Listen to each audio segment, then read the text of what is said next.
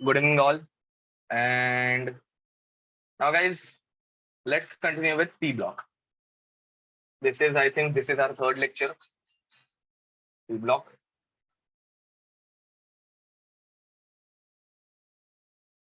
Okay. बहुत time के बाद अच्छे से नहीं चल रहा है. I'll have to restart it. Wait a minute.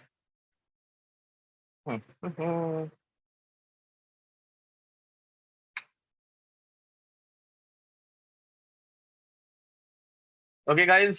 Now, in case of P block, अभी तक हम लोगों ने कहाँ तक देख लिया है, जरा वो बताओ पहले. P block में कहाँ तक हम लोगों ने लास्ट टाइम किया था. Some important compounds were going on. तो नाइट्रिक एसिड कर लिया था कि हम लोगों ने, कि ऑक्साइड्स पे आके रुक गए थे. नाइट्रिक एसिड या ऑक्साइड कहाँ पे आए थे हम लोग. ऑक्साइड्स हुआ था आई गेस, मुझे याद नहीं है, जरा हेल्प करो जल्दी. Am I audible?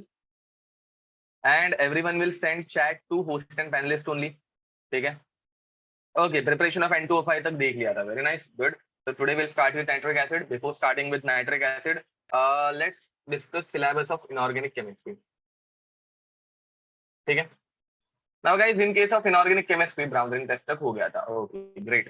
So now in case of inorganic chemistry, हम लोगों ने अभी तक कौन से टॉपिक्स किए हैं, कौन से टॉपिक्स और करने वाले हैं. ठीक है. तो सबसे पहले हम लोगों ने इनऑर्गेनिक केमिस्ट्री में किया था पीरियोडिक टेबल. ठीक है. Now guys, from this topic 0 to 1 questions are asked. ठीक है. Overall from inorganic chemistry 9 to 10 questions are asked. ठीक है. मिनिमम 9 क्वेश्चन तो आने वाले, कभी कभार अगर नसीब खराब हो तो 8 क्वेश्चन आता है. बट गाइस, इनऑर्गेनिक केमिस्ट्री, अच्छा screen is not visible, just a minute. तो now guys, periodic table 0 to 1 question. ठीक है.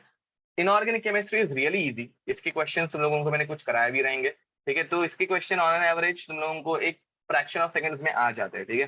तो ये हम लोगों को बिल्कुल भी नहीं छोड़ना है. ठीक है. यूजुअली कैसे रहता है, फिजिकल केमिस्ट्री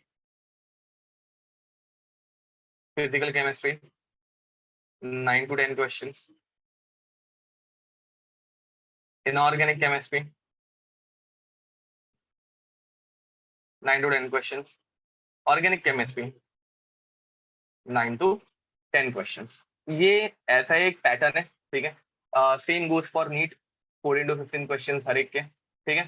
तो जेई में इनऑर्गेनिक केमिस्ट्री में से पीरियोडिक टेबल पे 0 to 1 क्वेश्चन आते हैं. उसी बदले अगर मैं नीट की बात करूं तो डेफिनेटली दे आस्क 1 क्वेश्चन. ठीक है. अब उसके बाद हम लोगों ने पढ़ा था chemical bonding. Now guys, in case of chemical bonding बहुत सारे लोगों को ये बहुत बड़ा टॉपिक लगता है, बट ये उतना बड़ा टॉपिक है नहीं. तुम लोगों को केमिकल बॉन्डिंग, सिर्फ अगर केमिकल बॉन्डिंग करना है तो मेरे पहले 8 लेक्चर देखने. कितने? पहले 8 लेक्चर. ठीक है. And from this guaranteed 2 question is asked in JEE. And अगर नसीब अच्छा हो तो 3 क्वेश्चन आ जाते हैं. ठीक है. उसी बदले नीट में 3 से 4 क्वेश्चन, 3 से 4 क्वेश्चन आते हैं फ्रॉम केमिकल बॉन्डिंग. एंड इसके लिए तुम लोगों को फर्स्ट 8 लेक्चर नंबर 1 से लेके लेक्चर नंबर 8 देखना है. ऑनलाइन में जो पढ़ाया था वो. ठीक है. नाउ गाइस, सिमिलरली उसके बाद हम लोगों ने पढ़ा था एस ब्लॉक. ठीक है. जेई में इसके ऊपर आता है 0 to 1 क्वेश्चन. तो ये करने की वैसे तो जरूरत नहीं है. हाँ, इसमें मैं रेडॉक्स ऐड नहीं कर रहा हूँ, रेडॉक्स में फिजिकल का मान रहा हूँ, बट रेडॉक्स के भी एक आधे क्वेश्चन आ जाते हैं. तो गाइस, एस ब्लॉक. एंड अब guys, S block 0 to 1 question, but in case of NEET 1 question is asked. NEET वालों को सिलेबस कंप्लीट करने के लिए सिर्फ और सिर्फ एनसीईआरटी बहुत अच्छे से रीड करनी है. ठीक है. Now guys, P block 11th का अगर मैं बात करूं, पी ब्लॉक फ्रॉम 11th. ठीक है. तो 11th के पी ब्लॉक में एक क्वेश्चन जेई में आता है, एक बहुत रेयरली 2 क्वेश्चन नीट में आते हैं. ठीक है.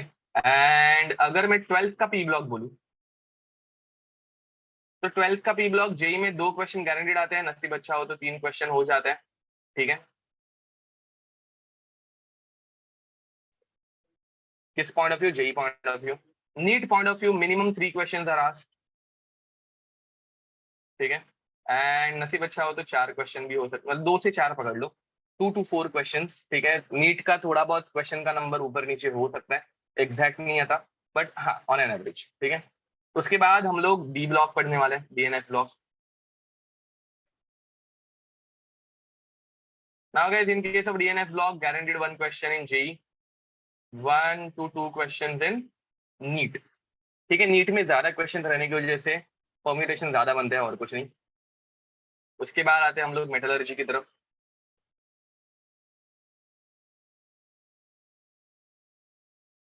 Guaranteed 1 question in JEE, guaranteed 1 question in NEET.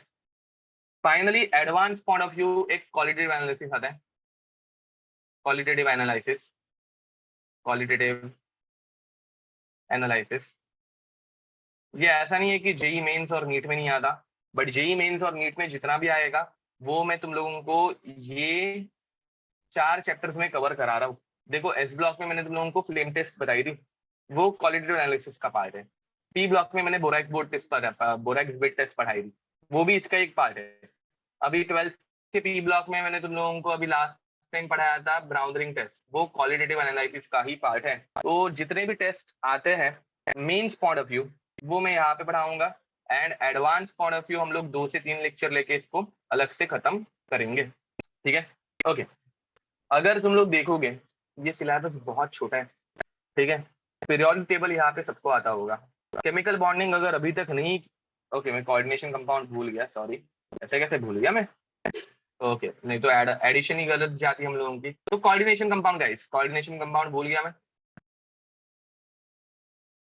Coordination compound guaranteed 2 question in JEE, नसीब अच्छा हो तो 3 क्वेश्चन, एंड नीट में 3 to 4 क्वेश्चन, ठीक है। So guys this is the breakdown of inorganic chemistry. And इसमें अगर तुम लोग देखोगे तो हमें केमिकल बॉन्डिंग में से ही इसमें जो इंपॉर्टेंट कंपाउंड है ना वो मिल जाते हैं। अगर तुम लोग लेक्चर नंबर 9 से लेके लेक्चर नंबर 12 देखोगे केमिकल बॉन्डिंग का, तो पी ब्लॉक में जितने भी कंपाउंड्स मैं अभी पढ़ा रहा हूँ एक एक करके अलग अलग, वो सारे के सारे तुम लोगों को एक साथ मिल जाएंगे, ठीक है। जिसमें से गारंटेड एक क्वेश्चन तो आएगा ही। गाइज मेरे केमिकल बॉन्डिंग के नोट्स अच्छे से देखना, अच्छे से रीड करके जाना। तुम लोगों को जेई में मिनिमम 3 क्वेश्चन मिलेंगे, एंड नीट में मिनिमम 4 क्वेश्चन मिलेंगे मेरे नोट्स में से, ठीक है। भले ही वो बहुत बड़े हो गए, बहुत लेंदी हो गए, बट तुम लोगों को उतना तो मिलने ही वाला है। तो अगर 3 से 4 क्वेश्चन के लिए तुम लोगों को 100 पेजेस रीड करने मिल रहा है तो इट इज गुड, ठीक है, बिलीव मी। ओके, तो अब वेर आई वॉज, देखो एक थोड़ा सा एग्जाम पॉइंट से डिस्कशन करता हूं, ठीक है। नीट वालों को सब कुछ करना है, जेई वालों को क्या करना है, ठीक है। जेई में केमिस्ट्री के आते हैं 25 क्वेश्चन। गाइस तुम लोगों का टारगेट होना चाहिए कि तुम लोगों के मिनिमम 20 क्वेश्चन तो बनने चाहिए, 20 क्वेश्चन, ठीक है। अब 20 क्वेश्चन तुम लोगों को सॉल्व करने हैं, जिसमें से इनऑर्गेनिक केमिस्ट्री के आते हैं 10 क्वेश्चन, पकड़ के चलते चलो। अभी फिजिकल केमिस्ट्री के आते हैं 10 क्वेश्चन, एंड ऑर्गेनिक केमिस्ट्री के आते हैं 10 क्वेश्चन। 5 ऑप्शनल रहते, पता है ना। तो गाइस तुम लोगों को 30 क्वेश्चन में से सिर्फ 20 सॉल्व करना है। आई से कि तुम लोग इनऑर्गेनिक केमिस्ट्री इतने अच्छे से करो, बिकॉज ये बहुत टाइम सेव करती है गाइस, ठीक है। तो तुम लोग इनऑर्गेनिक केमिस्ट्री इतने अच्छे से करो कि तुम लोगों के 8 क्वेश्चन तो यहाँ पे ही बन जाए, ठीक है। मैं ऐसे नहीं बोल रहा हूँ कि तुम लोगों को इतना ही पढ़ना है कि 8 क्वेश्चन आए। तुम लोग अगर 25 आउट ऑफ 25 निकाल लोगे तो बहुत अच्छी बात है, ठीक है। मतलब सबसे खुश तो मैं रहूंगा कि मेरे स्टूडेंट को 100% आला है केमिस्ट्री में, बट एटलीस्ट इतना टारगेट रखो कि तुम लोगों को केमिस्ट्री में 20 क्वेश्चन आए, बिकॉज केमिस्ट्री ही तुम लोगों का स्कोर बढ़ाने वाला है, ठीक है। उसके बाद फिजिकल केमिस्ट्री। तो गाइस फिजिकल केमिस्ट्री के केस में इनऑर्गेनिक अगर फुल ले आओगे तो और अच्छी बात हो जाएगी, ठीक है, बहुत अच्छी बात हो जाएगी, 10 से 10 क्वेश्चन। फिर फिजिकल केमिस्ट्री के 6 क्वेश्चन टारगेट करो। अब गए फिजिकल केमिस्ट्री के 6 क्वेश्चन में से तुम लोगों का टारगेट रहना चाहिए मिनिमम 3 क्वेश्चन तुम लोगों के इंटीजर टाइप क्या है। फिजिकल केमिस्ट्री इंटीजर टाइप तुम लोगों को बचाएगा, ठीक है। मतलब फिजिकल केमिस्ट्री के क्वेश्चन इंटीजर टाइप में आते हैं, इनऑर्गेनिक के भी आते हैं, मैं तुम लोगों को अलग से कराऊंगा अभी। तो उसमें से 3 क्वेश्चन तो इंटीजर टाइप में आ जाएंगे, तुम लोगों को ऐसे ट्राई करना तो दैट इंटीजर टाइप की झंझट मिट जाए। And organic chemistry 6 question. ये पहले से ऐसे कुछ दिमाग में पैटर्न बना के रखो कि इजीएस्ट इज इनऑर्गेनिक केमिस्ट्री, मुझे वही सबसे ज्यादा करना है, मुझे उसका होमवर्क टाइम पे करना है, ठीक है। Now guys same goes for NEET students. NEET students को सिर्फ और सिर्फ अच्छे से रीड करनी है एनसीईआरटी, ठीक है। तुम लोगों को केमिस्ट्री में आते हैं 45 क्वेश्चन, जिनका स्कोर हो जाता है कितना, तो 180, ठीक है। 50 क्वेश्चन आता है एक्चुअल में, 50 में तुम लोगों को 45 सॉल्व कर रहे हैं, ठीक है। तुम लोगों का मिनिमम टारगेट होना चाहिए 45 क्वेश्चन, ठीक है। सो दैट मतलब ये 45 का टारगेट पकड़ के ही चलो कि मुझे 45 आउट ऑफ 45 लाना है 180, ठीक है। तुम लोग बायो में 330 तक तो पहुंच ही जाओगे, 330 क्यों हम लोग मैक्सिमम पकड़ सकते हैं, बट 330 तक तो तुम लोग बायो में स्कोर लाते हो। तो वैसे ही तुम लोगों को केमिस्ट्री में भी मिनिमम 45 आउट ऑफ 45 मतलब 180, उतना नहीं हुआ तो 150 तो लाना ही है। समझ में आ रहा है? तो इन दोनों की अगर तुम लोग एडिशन करने जाओगे तो यहाँ पे हो जाते तुम लोगों का 480 का स्कोर, 480। फिर उसके बाद फिजिक्स में तुम लोगों को 120 लाके एटलीस्ट का, तो दैट तुम लोगों को किसी ना किसी गवर्नमेंट कॉलेज में एडमिशन मिल जाए। 600 का स्कोर टारगेट करना है। अब कोई बोलेगा कि सर लास्ट ईयर तो 650 तक स्कोर गया था, तो गैस लास्ट ईयर तक मतलब लास्ट ईयर तक गवर्नमेंट कॉलेज के लिए 650 वाज द कट ऑफ, ठीक है, जहां तक मुझे याद है। तो लास्ट ईयर कोविड की वजह से लोगों ने आउट ऑफ मार्क्स लाए थे, ठीक है। This is a rough approximate NEET के लिए, जितना ज्यादा तुम लोग कर सकते हो उतना अच्छा है। इसलिए मैंने बोला कि तुम लोगों का टारगेट कितना रहना चाहिए, 180 आउट ऑफ 180, तो दैट 510 तो यहाँ पे हो जाए, ठीक है। एंड फिर उसके बाद आगे तुम लोग जा पाओगे। तो गाइज नीट के लिए तुम लोगों को कुछ भी करके एकदम अच्छे से एनसीईआरटी करनी है। अगेन आई एम सेइंग, तुम लोग कॉल करो, हेल्प लो तुम लोगों को जिधर भी किधर चाहिए होगा। थोड़ा भी अगर कुछ प्रॉब्लम होगा किसी चैप्टर में तो कॉल किया करो, ठीक है। तो तुम लोगों को 45 आउट ऑफ 45 स्कोर करना है, जिसमें इनऑर्गेनिक केमिस्ट्री तुम लोगों को बहुत हेल्प करेगा। फिजिकल केमिस्ट्री के तुम लोगों को न्यूमेरिकल्स भी बहुत इजी आते हैं, पीवाईक्यू सॉल्व करना स्टार्ट कर दो। Same goes for organic chemistry, बहुत इजी सिलेबस रहता है, ठीक है। सिर्फ एनसीईआरटी, सिर्फ एनसीईआरटी।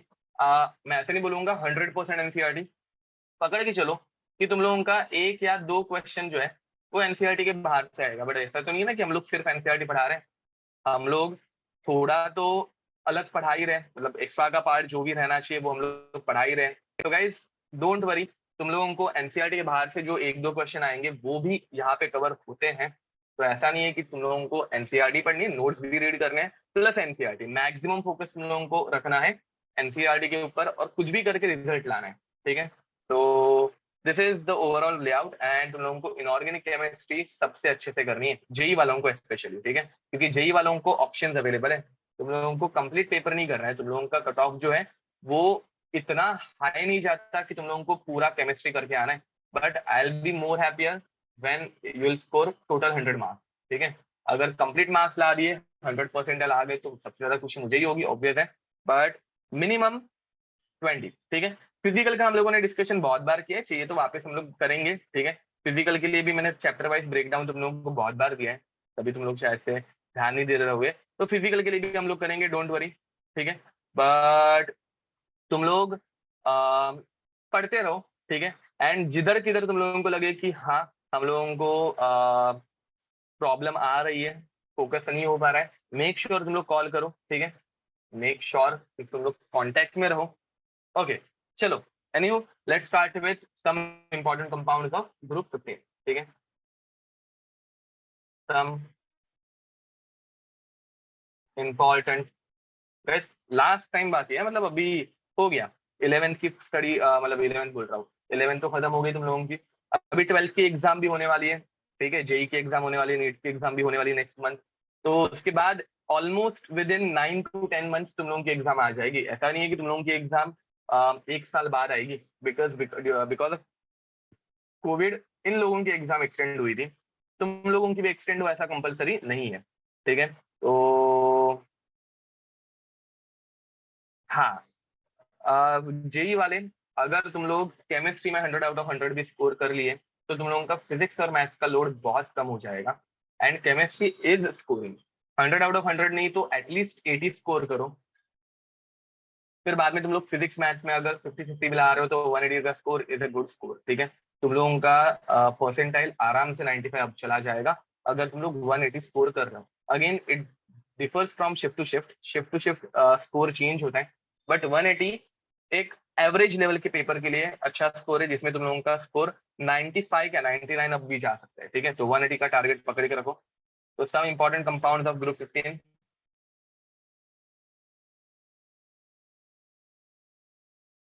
ओके, नाउ गाइस, इसमें हम लोगों ने सबसे पहले देखा था dinitrogen, then we went for ammonia, उसके बाद हम लोगों ने देखा oxide, and now fourth compound which is nitric acid, nitric acid, ठीक है। Nitric acid is HNO3। Sure, T block का फर्स्ट लेक्चर अपलोड नहीं हुआ है ना? मुझे एक बार लेक्चर के बाद वापस याद दिलाना, मैं बोल दूंगा। पर आई गेस अपलोड हुआ है, मैंने देखा था। हुआ है, एक बार चेक करना, टी ब्लॉक का लेक्चर नंबर 1 अपलोड हुआ है, नहीं हुआ है? ओके, ठीक है, ठीक है, ठीक है, आई गेस अपलोड हुआ था एंड बाद में निकाल दिया होगा गलती से, मतलब निकल गया होगा। 2 हुआ है, अच्छा ओके, लेक्चर नंबर 2 अपलोड हुआ है, लेक्चर नंबर 1 नहीं हुआ है, ठीक है। I talk with them now guys. Preparation nitric acid की प्रिपरेशन कैसे की जाती है? Let's start with lab method, ठीक है। तो लैब मेथड क्या रहती है? लैब में हम लोग नाइट्रिक एसिड कैसे बना सकते हैं? तो guys it is really easy. क्या करोगे तुम लोग? तुम लोग कोई भी नाइट्रेट का सॉल्ट लोगे, NaNO3, ठीक है, एंड इसे रिएक्ट कराओगे कोई भी एसिड के साथ, for example HCl। Guys, inorganic chemistry में ना सबसे पहले बाय प्रोडक्ट निकालना सीखो। क्या निकालना सीखोगे? By product. Most common by product in inorganic chemistry is H2O, उसके बाद HCl, NaCl, NaBr, Na2SO4, K2SO4,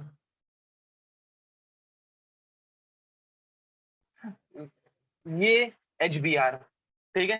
तो गाइस ये ऐसे जो कंपाउंड्स हैं वो बाय प्रोडक्ट के लिए निकल जाते हैं। तो सबसे पहले बाय प्रोडक्ट निकालना सीखो। अब मुझे बताओ इसमें कौन सा बाय प्रोडक्ट निकलेगा, इसमें कौन सा बाय प्रोडक्ट निकलने वाला है? तो गाइस इसमें से निकलेगा NaCl, फिर कंबाइन होगा HNO3। Are you getting it? So you will get NaCl plus HNO3, and यही तो हम लोगों को बनाना था, दैट्स इट, ठीक है। अब गाइस सिमिलरली अगर मैं कंबाइन कर रहा हूँ NaNO3 प्लस H2SO4, तो क्या बनेगा बताओ? यहाँ पे Na, देखो, एक H और एक NO3 कंबाइन हो जाएंगे, एक H और एक NO3 कंबाइन हो जाएंगे, एंड तुम लोगों को मिलेगा HNO3, दूसरा कंपाउंड मिलेगा NaHSO4, NaHSO4। तो गाइज ये रिएक्शन हो सकती है, ठीक है, ये रिएक्शन होती है, and out. Okay, so this is lab method, but industry में ये कैसे बनाया जाता है?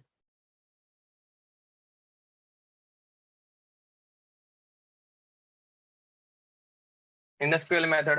Now guys in case of industry we use Ostwald's process, याद होगा ना? ऑसवाल्ड्स प्रोसेस, वो फोगो पे एक ब्लू ऑक्टोपस आता था, ऑसवाल्ड। तो Ostwald's process, now guys in case of Ostwald's process there are 3 steps. तो step number 1, N2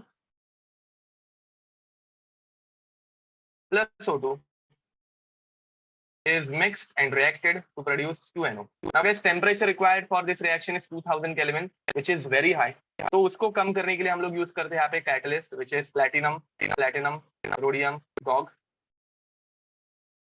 because of which temperature decreases to 500 Kelvin and we have to add 9 bar pressure, ठीक है। ये समझ में आ गया होगा। Now guys, सेकेंड स्टेप में हम लोग क्या करते हैं? In step number 2, we mix NO with O2. Guys, NO plus O2 gives us 2NO2. And now guys, 2NO2 in third step is reacted with 2NO2 या फिर NO2 in third step is reacted with H2O. अब इस reaction में क्या बनता है? अब guys इस रिएक्शन में तुम लोगों को मिलेगा HNO3 HNO3 plus NO. Now guys, is this reaction is balanced? So no, this reaction is not balanced. First of all, tell me which type of reaction is this? Which type of reaction is this? ये कौन से type की reaction है? So guys, over here, nitrogen present in +4 oxidation state is changed in +5 and +2. कौन सा type की reaction हो गई? तो दिस इज डिसप्रपोर्शनेशन रिएक्शन, पता है ना?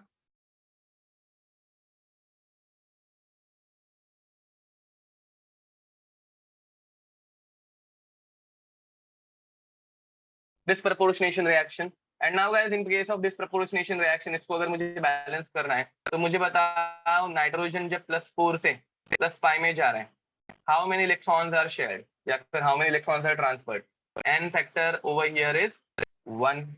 And now guys, when it is going from +4 to +2, how many electrons are transferred?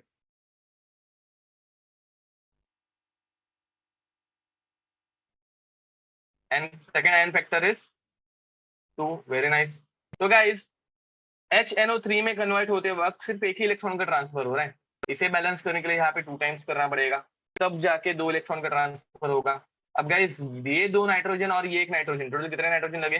3 nitrogen हम लोगों को लगे. Are you getting it? 3 nitrogen transfer is occurring over here. And now this reaction, I guess it is balanced. ये समझ में आ रहा है क्या? देखो. Now guys, what is n factor over here?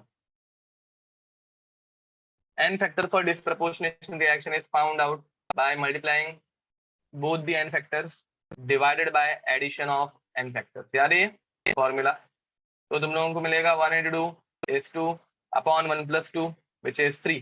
So 2/3 is the n factor. ये ऐसे सिंपल क्वेश्चन आते हैं. But guys, this reaction is not complete. ये जो हम लोगों ने रिएक्शन पढ़ी, ये कंप्लीट बोलने के बदले this is not the proper order. ये रिएक्शन अलग अलग स्टेप्स में होती है. एक्चुअल में इसमें क्या होता है देखो मैं. हाँ, अगर एग्जाम में तुम लोगों को 2NO की रिएक्शन पूछी तो 2NO की रिएक्शन लिख के आना. मतलब NO2 की रिएक्शन अगर पूछी तो यही रिएक्शन तुम लोगों को लिख के आनी है, ऑसवर्थ प्रोसेस. बट यूजुअली होता क्या है, this reaction is being this reaction बोल रहा हूँ, this lecture is being recorded. Recording चालू है, don't worry. Okay, now guys, over here, what is happening? NO2 plus H2O. तो इसे सॉल्व करने के लिए हम लोगों ने एक अलग से मेथड भी बनाई है. ठीक है, तो इसे सॉल्व करने के लिए हम लोगों ने एक अलग से मेथड भी बनाई है, and which is H2 N2O5. यार ये shortcut divided by number of nitrogen which is 2, which gives us HNO3 plus HNO2. Guys, ये सेम रिएक्शन उन्होंने लास्ट टाइम की थी यार. ये reaction NO2 is nothing but N2O2 is nothing but 2NO2 N2O4 की reaction उन्होंने ये की थी. देखो ये जरा. नाउ गाइस, लास्ट टाइम मैंने तुम लोगों को बोला था HNO3 is stable but HNO2 is unstable. देखो, तुम लोगों ने नाइट्रिक एसिड बहुत बार देखा होगा, लैब्स में नाइट्रिक एसिड अवेलेबल रहता है, बट लैब में HNO2 कभी भी नहीं रहता. तो HNO2 is quite unstable. Why it is unstable? Because it decomposes HNO2, it decomposes to HNO3 plus NO. Guys, तुम लोगों को समझ में आ रहा है? HNO2 जो है वो डिकम्पोज होता है HNO3 और NO में. Now over here, oxidation state of nitrogen in HNO3 is +3, in nitric acid it is +5 and in NO it is +2.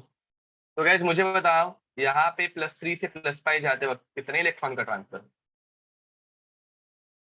+3 से +5 जाते वक्त कितने इलेक्ट्रॉन का ट्रांसफर?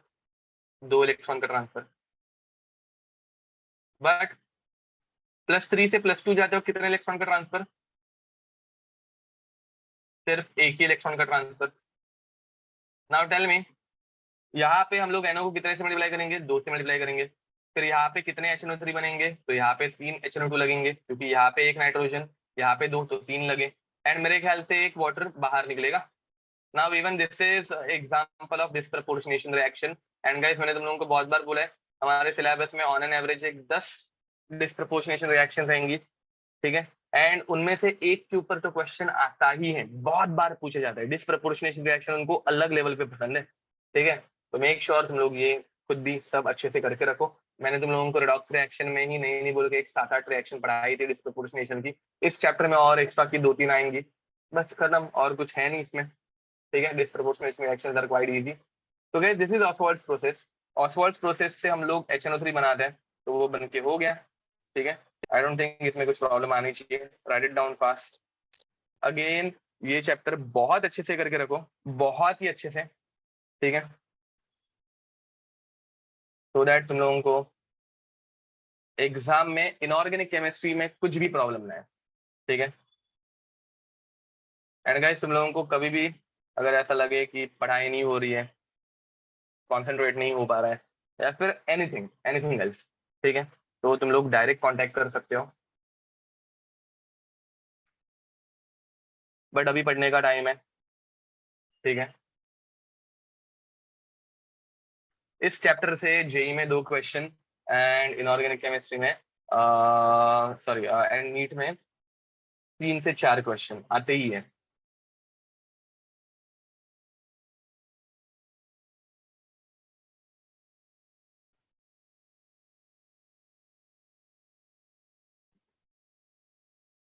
चलो हो गया।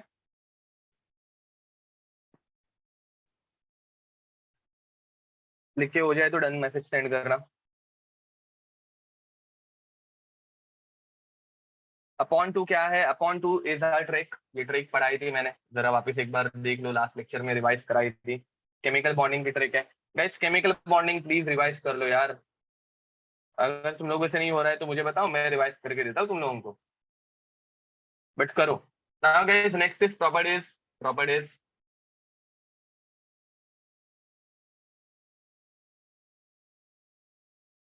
प्रॉपर्टीज में point number 1,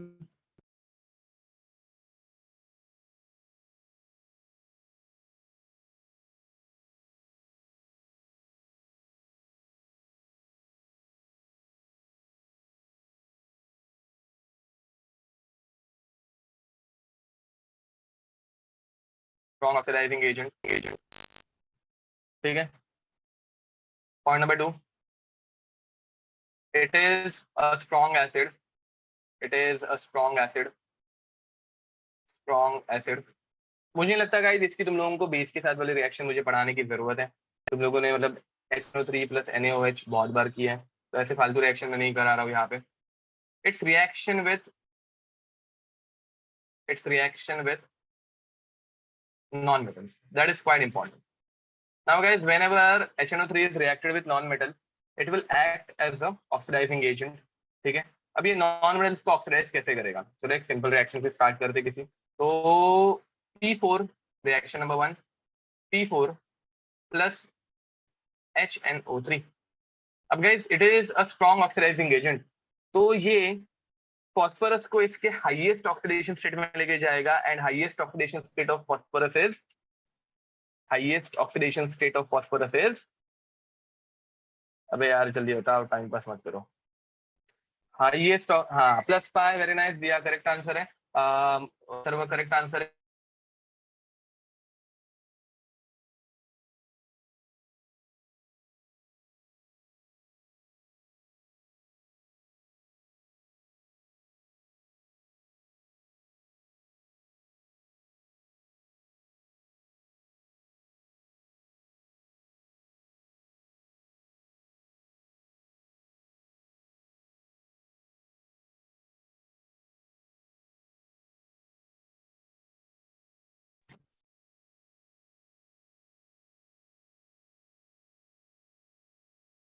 okay guys, am I audible? Just minute, actually मैंने ब्लू स्टैक ओपन किया था बैकग्राउंड में, एंड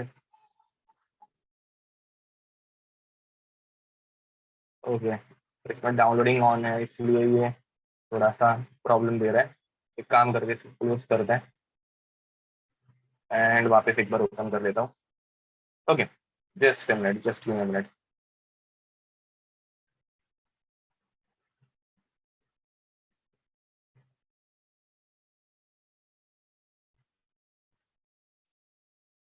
ठीक है, चलो वो बैकग्राउंड में ओपन होते रहेगा। Okay, now guys next. So ये हमेशा NO2 बनाते हैं। अब ऑक्सीडेशन स्टेट बताओ, यहाँ पे फास्फोरस 0 में है, नाइट्रोजन की ऑक्सीडेशन स्टेट यहाँ पे +5 है। ऑक्सीडेशन स्टेट अभी सबको निकालने आनी चाहिए। फास्फोरस की ऑक्सीडेशन स्टेट भी यहाँ पे +5 है, एंड नाइट्रोजन की ऑक्सीडेशन स्टेट यहाँ पे +4 है। ठीक है, ओके। स्क्रीन नहीं, स्क्रीन फ्रीज नहीं हो गई है, it is working now guys. How many electrons are transferred for phosphorus? Phosphorus 0 से पाई में जा रहा है, तो what is its n factor? What is its n factor? जल्दी बताओ। एन फैक्टर इज, तो सबके आंसर गलत है, सबके आंसर गलत है। एन फैक्टर इज 5 × 4, ये नीचे वाले नंबर से मल्टीप्लाई करना रहता है, एंड आंसर आएगा 20। अरे बराबर ना। एंड उसी बदले यहाँ पे नाइट्रोजन +5 से सिर्फ +4 में जा रहा है, तो tell me how many electrons are being transferred? यहाँ पे एन फैक्टर कितना आएगा? 1। तो गाइस फास्फोरस 4 इलेक्ट्रॉन दे रहा है, सॉरी 20 इलेक्ट्रॉन, 20 इलेक्ट्रॉन दे रहा है, एंड नाइट्रोजन सिर्फ 1 इलेक्ट्रॉन दे रहा है। बैलेंस करने के लिए I think will have to multiply nitric acid with 20। यहाँ पे भी 20 आना चाहिए। फिर समझ में आ रहा है, number of electron is being balanced now. After that we go for oxygen. अब गाइस यहाँ पे देखो 20 × 3, how many oxygen are there? हाँ, एक छोटी सी मिस्टेक हो गई, यहाँ पे 4 फास्फोरस है, तो यहाँ पे भी 4 फास्फोरस आने चाहिए ना, नहीं तो बैलेंसिंग हो ही नहीं पाएगी। Am I right? ये समझ में आ गया। अब guys how many oxygen are there? तो 20 × 3, 60 ऑक्सीजन आर देयर। कितने ऑक्सीजन है? 60 ऑक्सीजन है। And over here 4 × 4, 16। कितने हो गए? 16। एंड 20 × 2 कितने हो गए? 4, सॉरी 40। तो टोटल कितने ऑक्सीजन है? 56। इस तरफ कितने ऑक्सीजन है? 20 × 3, 60 ऑक्सीजन। तो गैस बैलेंस करने के लिए हम लोगों को कितने इलेक्ट्रॉन ऐड करने पड़ेंगे बताओ? बैलेंस करने के लिए हम लोगों को कितने इलेक्ट्रॉन ऐड करने पड़ेंगे? सर कितने इलेक्ट्रॉन, क्या बोल रहे हो, कितने वाटर मॉलिक्यूल ऐड करने पड़ेंगे? 4 वाटर मॉलिक्यूल ऐड करने पड़ेंगे। तो गैस 4 H2 ऐड करो, एंड फाइनली तुम लोगों को हाइड्रोजन बैलेंस कर रहे हैं। अब हाइड्रोजन देखो, यहाँ पे कितने हाइड्रोजन थे? 20 हाइड्रोजन। यहाँ पे कितने हो गए? 4 × 3, 12 हाइड्रोजन। यहाँ पे 4 × 2, 8 हाइड्रोजन। 8 + 12 कितने हो गए? 20 हाइड्रोजन बैलेंस्ड हो गए। तो now this reaction is balanced. Guys ये जो भी मैं पढ़ा रहा हूँ रिडॉक्स रिएक्शन में मैंने पहले से लेके हो चुका हूँ। रिडॉक्स रिएक्शन एक बार वापस चेक करना। मैंने तुम लोगों को बहुत बार बोला है, इनऑर्गेनिक केमिस्ट्री मैंने बिगिनिंग से बहुत अच्छे से पढ़ाया है, सो दैट ये यहाँ पे तुम लोगों को रिवीजन मिले। बट अगर तुम लोगों ने बिगिनिंग से पढ़ाई ही नहीं की है, तो ये रिवीजन कुछ काम की नहीं है। ठीक है, तो सेकेंड एसिड, ये भी एग्जाम्पल मैंने तुम लोगों को पढ़ाया था। Acid + HNO3, sulfur will go in its highest oxidation state, which is sulfur will go in its highest oxidation state, which is +6। Very nice. तो गाइस +6 में सल्फर का कोई कंपाउंड बताओ मुझे। +6 वाला सल्फर का कंपाउंड कौन सा रहता है? तो +6 वाला सल्फर का कंपाउंड रहता है H2SO4। ठीक है, नाइट्रिक एसिड जब रिड्यूस हो जाएगा तो it will move in NO2। ठीक है, अब गाइस यहाँ पे बैलेंस करना स्टार्ट करते हैं। यहाँ पे 8 सल्फर है, तो यहाँ पे 8 H2SO4 भी बनेंगे। अब सल्फर की oxidation state over here is 0, nitrogen is +5, sulfur over here is +6, and nitrogen is +4. Now tell me what is the n factor of sulfur? What is the n factor of sulfur? Sulphur का n factor कितना आएगा?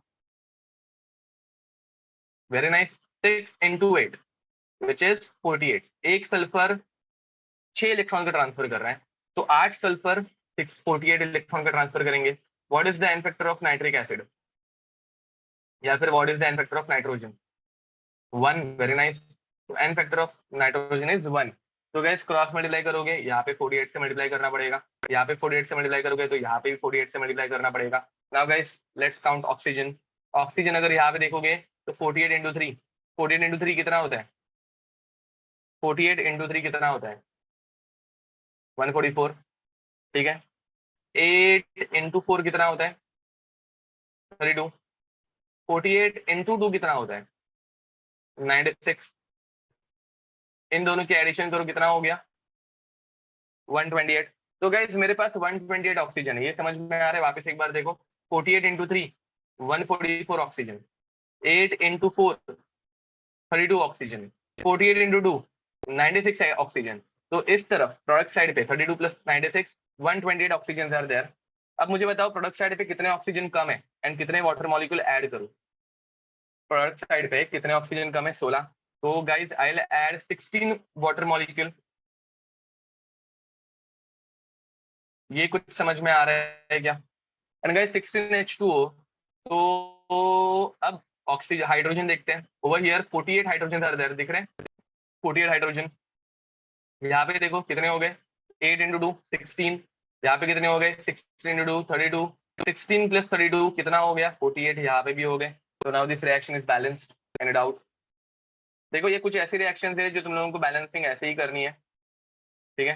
तो ये reaction तुम लोगों को आनी ही चाहिए, पता रहनी ही चाहिए एंड आउट।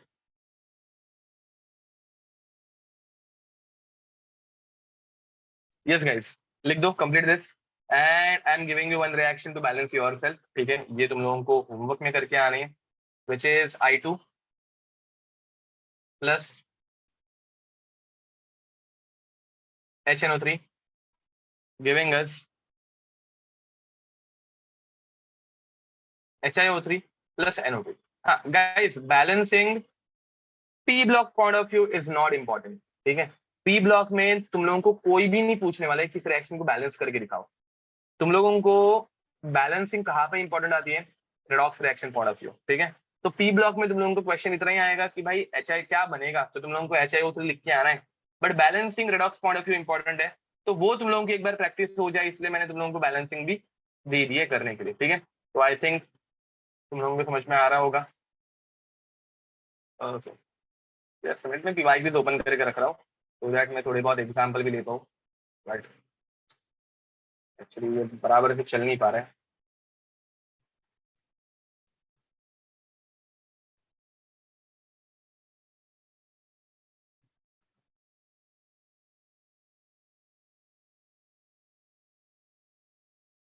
Okay, yes.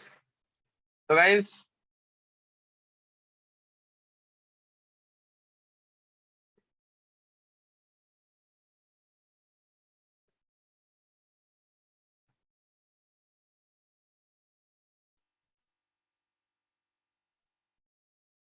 चलो आगे बढ़े।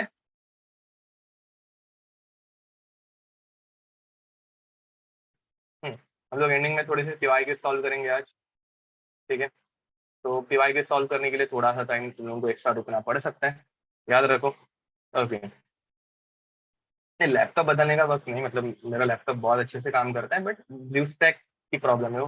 ओके, तो क्या ये रिएक्शन तुम लोग खुद से बैलेंस कर लोगे मेरे ख्याल से, ठीक है। यहाँ पे ऑक्सीडेशन स्टेट बता देता हूँ 0 प्लस पाई, यहाँ पे आ जाएगा प्लस पाई एंड यहाँ पे आ जाएगा +4, ठीक है। तुम लोगों को ये खुद से बैलेंस करने आ जाना चाहिए, इतना तो आ ही जाएगा, ठीक है। नाउ नेक्स्ट, अब इसके बाद guys carbon, carbon plus HNO3, मुझे बताओ what is the highest oxidation state of carbon possible. What is the highest oxidation state of carbon possible? 4, very nice. तो गाइस कार्बन 4 में जब रहता है तो it forms CO2, carbon dioxide. अरे कुछ समझ में आ रहा है? Carbon dioxide plus NO2 and guys I think you can balance it also, ठीक है। ये सारी रिएक्शन मैंने तुम लोगों को रेडॉक्स रिएक्शन बैलेंस करके पहले से दी है, ये खुद से एक बार प्रैक्टिस करो, रेडॉक्स की प्रैक्टिस अच्छे से हो जाएगी तुम लोगों को, ठीक है। Now guys fourth property, reaction with metal, reaction with metal. Now guys in case of metals HNO3 अलग अलग मैनर में रिएक्ट करते हैं, तुम लोगों को यही याद रखना है। इनके ऊपर बहुत बार क्वेश्चन आए हुए हैं, ठीक है। नीट स्टूडेंट्स को तो 2 ही मेटल्स के साथ रिएक्शन याद रखनी है, जेई वालों को और 2 याद रखने एक्स्ट्रा के, ठीक है। तो देखो HNO3 अलग अलग मेटल के साथ अलग अलग मैनर में रिएक्ट कर सकते हैं। अब गाइस अगर HNO3 कॉन्क कंडीशन में तो वो हमेशा बनाएगा NO2, वो हमेशा बनाएगा NO2 हमेशा। अगर वो कॉन्क कंडीशन में कॉन्सेंट्रेटेड HNO3 है तो it will always form NO2 and it is true for all metal. It can be zinc, it can be copper, it can be tin और इट कैन बी लेड, ठीक है। But अगर वो बना रहे NO, then it is a dilute condition तो NEET student को सिर्फ कॉपर एंड जिंक याद रखना है, एनसीईआरटी में सिर्फ कॉपर एंड जिंक है, जेई वालों को ये आगे का भी थोड़ा सा याद रखना है। तो कॉपर, टिन एंड लेड, इनके साथ HNO3 NO बनाता है एंड अगर उसने N2O बनाया, that means it is being reacted with zinc, it is being reacted with zinc, ठीक है। तो गाइस ये रिएक्शन होती कैसे है, चलो पहले कॉन्क कंडीशन की देख लेते हैं, ठीक है। तो गाइस इन केस ऑफ, या फिर हाँ चलो कॉन्क कंडीशन देख लेते हैं पहले। In case of conc condition, it doesn't matter if it is reacted with zinc, copper या tin, it will always form N2O, sorry NO2। अब गाइस मुझे बताओ जिंक का ऑक्सीडेशन होगी, इसकी ऑक्सीडेशन स्टेट क्या बनेगी, जिंक का ऑक्सीडेशन करने के बाद इसकी ऑक्सीडेशन स्टेट क्या बनती है, चलो जल्दी बताओ। +2 बनती है, वेरी नाइस। तो गाइस जिंक की ऑक्सीडेशन स्टेट रहती है +2 and in case of +2 it will form ZnNO3 twice plus nitrogen will form NO2। Now guys यहाँ पे जरा रिएक्शन बैलेंस करने में हेल्प करो जल्दी। This is 0, this is +2, this is +5, this is +4 what is the n factor of zinc, what is the n factor of zinc, 2, very nice, correct बोल रहे हो। तो n factor of zinc is 2, what is the n factor of nitrogen, what is the n factor of nitrogen, 1, very nice, correct बोल रहे हो। Guys ये भी reactions हम लोगों ने रेडॉक्स रिएक्शन में बैलेंस की थी, जरा एक बार जाके चेक करना। अब मुझे बताओ गाइस नाइट्रोजन को कितने से मल्टीप्लाई करना पड़ेगा, नाइट्रोजन को कितने से मल्टीप्लाई करना पड़ेगा, नाइट्रोजन को 2 से मल्टीप्लाई करना पड़ेगा, तब जाके यहाँ पे 2NO2 बनेगा and then reaction will balance. But guys यहाँ पे देखो ये दो नाइट्रोजन जो तुम लोग ऐड करोगे ना, that is for balancing number of electrons, but zinc के साथ भी तो 2 नाइट्रोजन कंबाइन हो रहे हैं ना यार। तो मुझे बताओ रिएक्टेंट साइड पे टोटल नाइट्रोजन कितने हुए, देखो ये 2 और ये 2, मतलब टोटल नाइट्रोजन रिएक्टेंट साइड पे कितने आने चाहिए, 4 आने चाहिए। तुम लोगों को ये समझ में आ रहा है कि ये 4 क्यों हुआ, मतलब it is not that difficult, ठीक है। अब गाइस ऑक्सीजन बैलेंस करो, 4 into 3 12, there are 12 oxygen on reactant side, 2 into 3 6, there are 6 oxygen on reactant side and 2 into 2 4, so there are 4 on product side, so 6 plus 4 it will become 10, so how many H2O we should add, तो यहाँ पे कितने H2O add होंगे guys balance करने के लिए, 2H2O। अभी इस रिएक्शन में तुम लोगों ने नोटिस किया होगा कि हाइड्रोजन अपने आप हमेशा बैलेंस हो रहे हैं, हम लोगों को हाइड्रोजन के लिए बैलेंसिंग करने की जरूरत नहीं पड़ती, तो तुम लोग हाइड्रोजन के नंबर से भी डायरेक्ट H2O डिसाइड कर सकते हो, ठीक है। चलो अब कॉपर के साथ गाइस सेम रिएक्शन होने वाली है, मैं वापस पढ़ा नहीं रहा हूँ। कॉपर प्लस HNO3, हाँ विच कंडीशन, कॉन्क कंडीशन, ये मत भूलना, we are using it in conc condition, तो it gives us Cu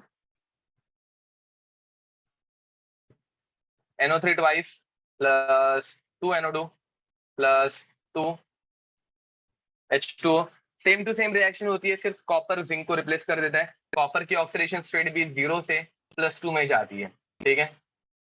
guys देखो यहाँ पे तुम लोगों को कोई भी ऐसा क्वेश्चन नहीं पूछेगा कि रिएक्शन पूरी लिखो, क्या बन रहा है, कॉपर से जब रिएक्शन होगी तो कॉन्क HNO3 क्या बनाता है, NO2 बनाता है, या फिर कॉपर के साथ जब डाइल्यूट HNO3 रिएक्ट करता है तो वो क्या बनाता है, तो वो NO बनाता है। जिंक के साथ जब डाइल्यूट HNO3 रिएक्ट करता है तो नाइट्रोजन का कौन सा कंपाउंड बनता है, N2O, लाफिंग गैस बनती है, ठीक है। तो ये ऐसे टाइप के क्वेश्चंस पूछे जाते हैं, remember this. Let's take dilute condition. Now in case of dilute condition guys क्या होगा, नाउ डाइल्यूट कंडीशन में जिंक प्लस HNO3, देखो बैलेंसिंग रेडॉक्स रिएक्शन का पार्ट है, जो मैं तुम लोगों को बैलेंसिंग पढ़ा रहा हूँ ना, that is revision of redox reaction. इस चैप्टर में अगर मैं तुम लोगों को इतना लिख के दे दूं ना भाई कि जिंक बनाएगा ZnNO3 ट्वाइस, क्योंकि जिंक 0 से +2 में जाता है, एंड नाइट्रिक एसिड से बनेगा N2O, बस इस चैप्टर पॉइंट ऑफ व्यू मुझे इतना ही पढ़ाना है, इस चैप्टर पॉइंट ऑफ व्यू और कुछ पढ़ाने की मुझे जरूरत है नहीं। बट हो रहा क्या है, एक ओवरऑल रिवीजन हो रही है, ठीक है। तो हम लोग जो बैलेंसिंग कर रहे हैं that is part of redox reaction, याद रखना। अब देखो ये 0 है, ये +2 में चला गया, ये +5 है, +5 से N2O में ऑक्सीडेशन स्टेट क्या है बताओ? +5 से N2O में ऑक्सीडेशन स्टेट क्या जा रही है?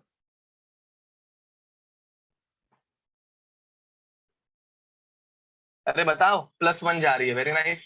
N2O में ऑक्सीडेशन स्टेट इज +1, ठीक है। अब गाइस देखो, यहाँ पे 2 नाइट्रोजन पहले से है, याद रखना N2O में 2 नाइट्रोजन पहले से हैं। Now tell me what is the N factor of zinc? What is the N factor of zinc?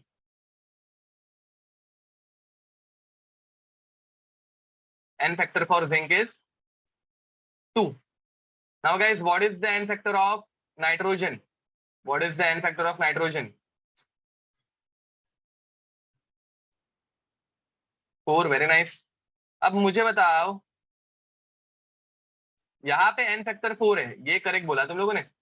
यहाँ पे N फैक्टर 4 है, बट यहाँ पे यार पहले से 2 नाइट्रोजन थे ना, मतलब अपने को मिनिमम 2 HNO3 लगने वाले हैं टू प्रिपेयर N2O। हम लोगों को 2 HNO3 लगने वाले टू प्रिपेयर N2O। तो total number of electron transferred कितने हो गए by HNO3? Total number of electron transferred by HNO3 is 8, very nice. तो गाइस जिंक को कितने से मल्टीप्लाई करोगे? HNO3 टोटल कितने इलेक्ट्रॉन ट्रांसफर करे? 8। तो जिंक को कितने से मल्टीप्लाई करोगे? जिंक को 4 से मल्टीप्लाई करोगे, वेरी नाइस, इधर 4 हो जाएंगे। अब गाइस यहाँ पे 2 नाइट्रोजन थे, यहाँ पे 2 नाइट्रोजन है, एंड यहाँ पे 4 गुणा 2, समझ में आ रहा है क्या? देखो यहाँ पे 4 इंटू 2 टाइम्स नाइट्रोजन है, तो इधर 8, इस तरफ 8 नाइट्रोजन, एंड इस तरफ 2 nitrogen, total nitrogen is 10। Total nitrogen is 10। And guys 10 hydrogen है, तो मेरे ख्याल से 5 H2O आ जाएंगे। Guys this reaction is very important. Why very important? पहली बात तो यार यहाँ पे नाइट्रोजन क्या बनाएगा वो पूछा जा सकता है। तो it forms N2O with zinc, that is quite important in dilute condition. Condition में बोलना, इन डाइल्यूट कंडीशन। सिमिलरली इस रिएक्शन की बैलेंसिंग अगर तुम लोगों ने देखी होगी ना, तो रेडॉक्स में ऐसी कोई भी रिएक्शन हम लोगों ने नहीं की थी जो ऐसे टाइप में बैलेंस होती है, ठीक है। तो hence this reaction is quite important, right it down fast. अब गाइज मेरे ख्याल से इतना अगर तुम लोगों को पढ़ा दिया तो कॉपर वाली एक रिएक्शन तुम लोग होमवर्क में कर ही सकते हो।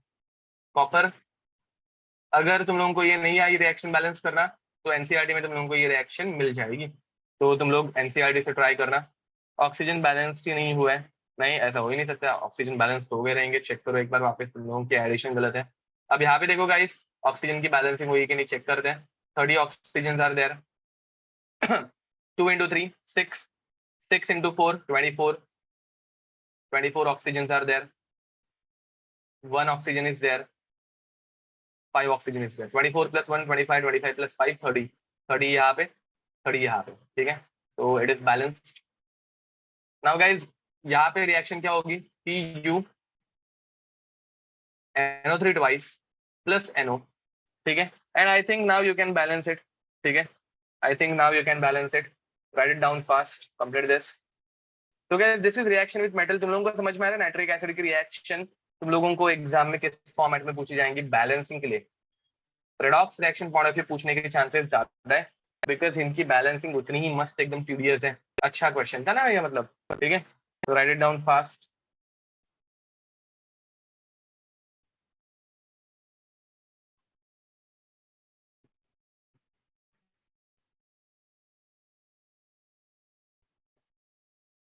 Okay guys, I am sharing my screen with you, ठीक है। इस क्वेश्चन का आंसर तुम लोगों से मुझे एक्सपेक्टेड है, बताओ what is the answer of this question? दिख रहा है ना सबको question? What is the answer of this question? सब लोग इसका आंसर बताएंगे मुझे, सब लोग इसका आंसर भेजेंगे जल्दी। मतलब ये लास्ट टाइम ही तुम लोगों को पढ़ाया है मैंने।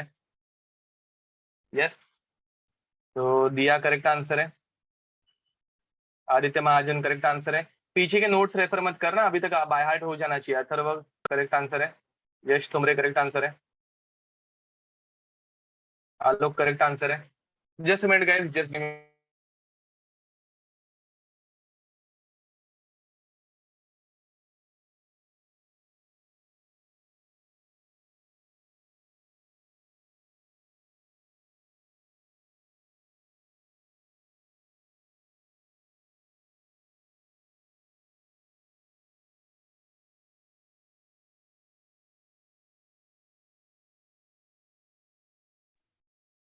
यस गाइस, तो answer for this question is A. सबको आंसर पता है ना? देखो इसके अलावा एक और न्यूट्रल ऑक्साइड है, and which is another neutral oxide is CO। Very nice, correct बोल रहे हो। ठीक है, और कोई क्वेश्चन मिल रहा है क्या जो अभी हम लोग सॉल्व कर सकते हैं?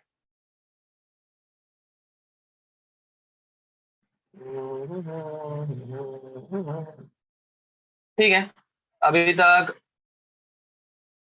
हम लोगों ने पूरा चैप्टर तो पढ़ा नहीं। हाँ बताओ, the reaction of NO with N2O4 at 250 Kelvin gives reaction of NO with N2O4 at 250 Kelvin gives देखते हैं इसका आंसर कौन प्रेडिक्ट कर पाता है। देखते हैं इसका आंसर कौन प्रेडिक्ट कर पाता है। वेरी नाइस सानी का करेक्ट आंसर है। अनंत करेक्ट आंसर है।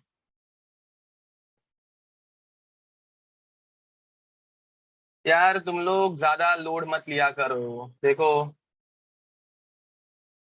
NO plus N2O4 is nothing but NO2 twice ना बे। मतलब यहाँ पे दो नाइट्रोजन ऐड करो, यहाँ पे N2O4 जैसे चाहिए वैसे सॉल्व करते हो। मतलब तो NO plus NO2, N2O4 is nothing but NO2। Last time पढ़ाया था यार। It gives us N2O3। थोड़ा सा क्या चेंज करके आ गया, तुम लोग कुछ आंसर नहीं दे पा रहे हो। दो जन के ही आंसर आए थे।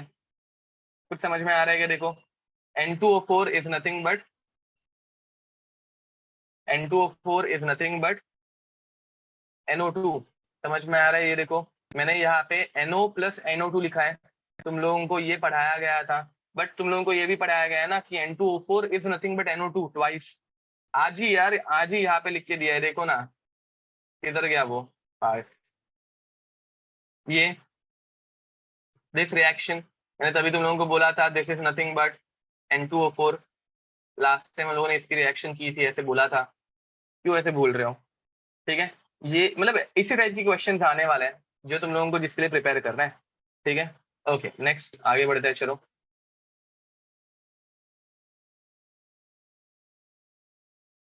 ओके गाइस, आगे बढ़े।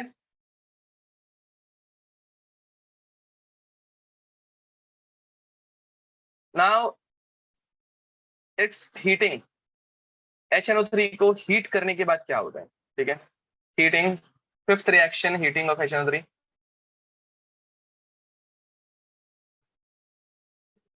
बताओ गाइस, HNO3 को हीट करने से क्या होगा? ये तुम लोगों को लास्ट टाइम मैंने पढ़ाया था, लास्ट टाइम लिख के दिया था। लास्ट टाइम की रिएक्शन है। देखो इसमें मैं तुम लोगों को बहुत बार सेम टाइप की रिएक्शन, सेम रिएक्शंस बार बार लिख के दूंगा। ठीक है, मैं एक टाइप की रिएक्शन दूसरे क्वेश्चन में, मतलब जहाँ पे उसकी रिक्वायरमेंट नहीं है वहां पे भी लिखा के दे देता हूँ, तो दैट ये तुम लोगों के हाथ के नीचे से अगर बार बार चली गई तो इजी जाएगा। बोर्ड नहीं दिख रहा है? ओके, नहीं दिख रहा है, मेरे ख्याल से दिख जाएगा अभी। ओके, तो गाइस HNO3, इसे हीट करने के बाद क्या होता है बताओ? HNO3 after heating it forms NO2। Last lecture में लिख के दिया था, इट फॉर्म्स NO2। अभी भी कितने बार ऊपर बोला कि HNO3 यूजुअली क्या बनाता है? NO2। तो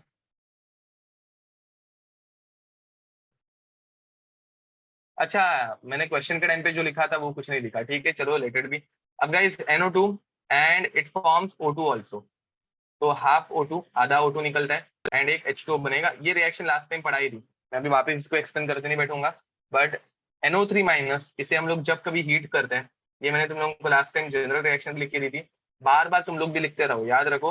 पहले एक बार लिखा है इसलिए तुम लोगों को वापस नहीं लिखना है, ऐसा नहीं है। तो it always forms NO2, it always forms NO2 plus half O2, plus half O2। ठीक है, it always forms NO2 plus half O2। Six, aqua regia. Aqua regia, ठीक है। नाउ गाइस, एक्वा रीजिया, इसमें क्या होता है? It is a mixture of HCl plus HNO3 plus HNO3 in 1:3 ratio. HCl plus HNO3 in 3:1 ratio, sorry, in 3:1 ratio. ठीक है, अब guys यहाँ पे जब हम लोग HCl और HNO3 को मिक्स करेंगे, HCl प्लस HNO3 को मिक्स करेंगे तो होगा क्या, ठीक है गाइस। देखो यहाँ पे ये 3 HCl हम लोग यूज करते हैं, 3:1 का रेशियो है ना, तो 3 HCl हम लोग यूज करते हैं। अब गाइस इस रिएक्शन में नाइट्रोजन की ऑक्सीडेशन स्टेट जो +5 है वो चली जाती है +2 में, NO बनता है, ठीक है, +2 में चला जाता है ये। एंड क्लोरीन जो -1 में था वो चला जाता है 0 में। क्लोरीन जो -1 में था वो चला जाता है 0 में। तुम लोगों को समझ में आ रहा है क्या? देखो 5 इलेक्ट्रॉन का ट्रांसफर, सॉरी 5 नहीं 3 इलेक्ट्रॉन का ट्रांसफर, तो यहाँ पे सिर्फ 1 इलेक्ट्रॉन का ट्रांसफर हो रहा था, यहाँ पे सिर्फ 1 इलेक्ट्रॉन का ट्रांसफर हो रहा था 1 से 0, तो इसलिए हम लोगों को 3 क्लोरीन यूज करना पड़ा। It is also a redox reaction. And plus मेरे ख्याल से अभी H2 एक बनेगा। अब ये रिएक्शन कोई इतना ज्यादा पूछता तो है नहीं, but over here nascent chlorine is form, बराबर। नेसेंट क्लोरीन का मीनिंग क्या है? नेसेंट क्लोरीन मतलब फ्री क्लोरीन जो बॉन्डेड नहीं है। And this nascent chlorine is highly reactive, this nascent chlorine is highly reactive. Guys तुम लोगों को समझ में आ रहा है इस रिएक्शन में जो सबसे रिएक्टिव चीज है वो क्या है? And this can react with anything. For example if you are mixing gold with gold in this solution, तो ये नेसेंट क्लोरीन जो है वो गोल्ड तक को नहीं छोड़ता, ये नेसेंट क्लोरीन जो है वो गोल्ड तक को नहीं छोड़ता, एंड ये गोल्ड के साथ बना देता है उसका कंपाउंड, इसका salt, which is AuCl3, which is Auric chloride, which is Auric 3 chloride, ऐसे लिखो चलो, Auric 3 chloride. Very dangerous guys, ये दुनिया के सबसे नोबल मेटल के साथ भी रिएक्ट कर सकते हैं।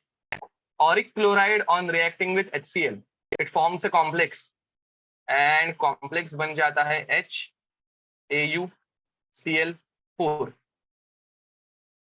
which is called as chloroauric acid, chloroauric acid, ठीक है। Similarly guys it can also react with platinum with +4Cl, ठीक है, it forms PtCl4 प्लैटिनिक 4 क्लोराइड, ठीक है। अब +2HCl इसके साथ 2HCl रिएक्ट करता है and it forms H2PtCl6 which is chloroplatinic acid, chloroplatinic acid, ठीक है। Okay guys, write it down, and with this HNO3 is over. Now after this we'll start with phosphorus. Complete करो इसे जल्दी।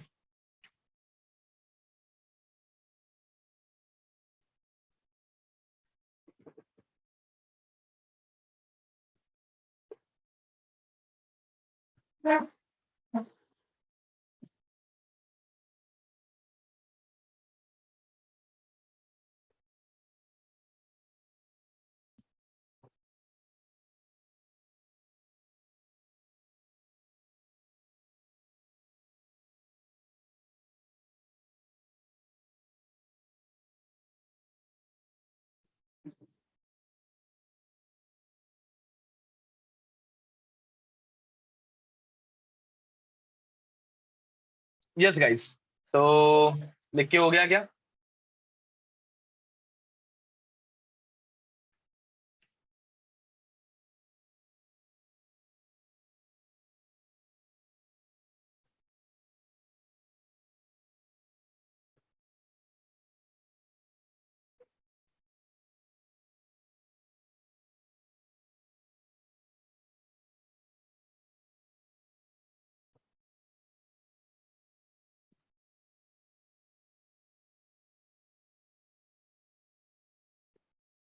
तो इस question का आंसर तो तुम लोग दे ही दोगे। Tell me what is the answer for this question. इस क्वेश्चन का आंसर बताओ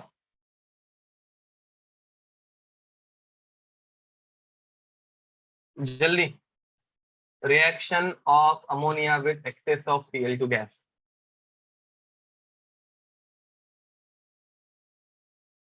एक्सेस ऑफ Cl2 गैस, तो किसी ने तो आंसर दे दिया, सर्व करेक्ट आंसर है, वेरी नाइस।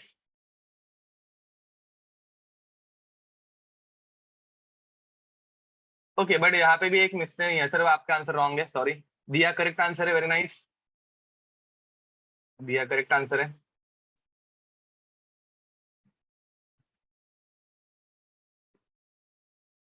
अनंत करेक्ट आंसर है,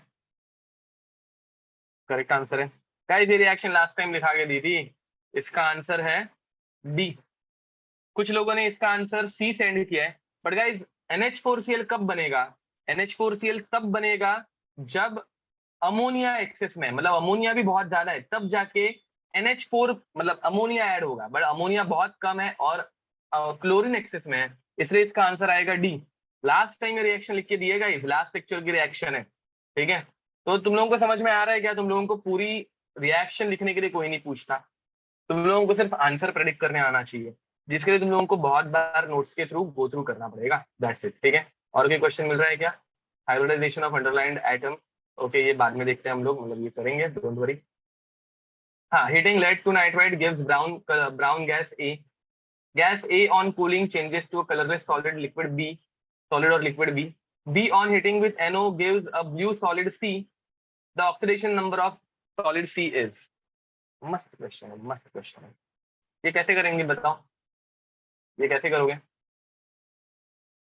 इसका आंसर बताओ।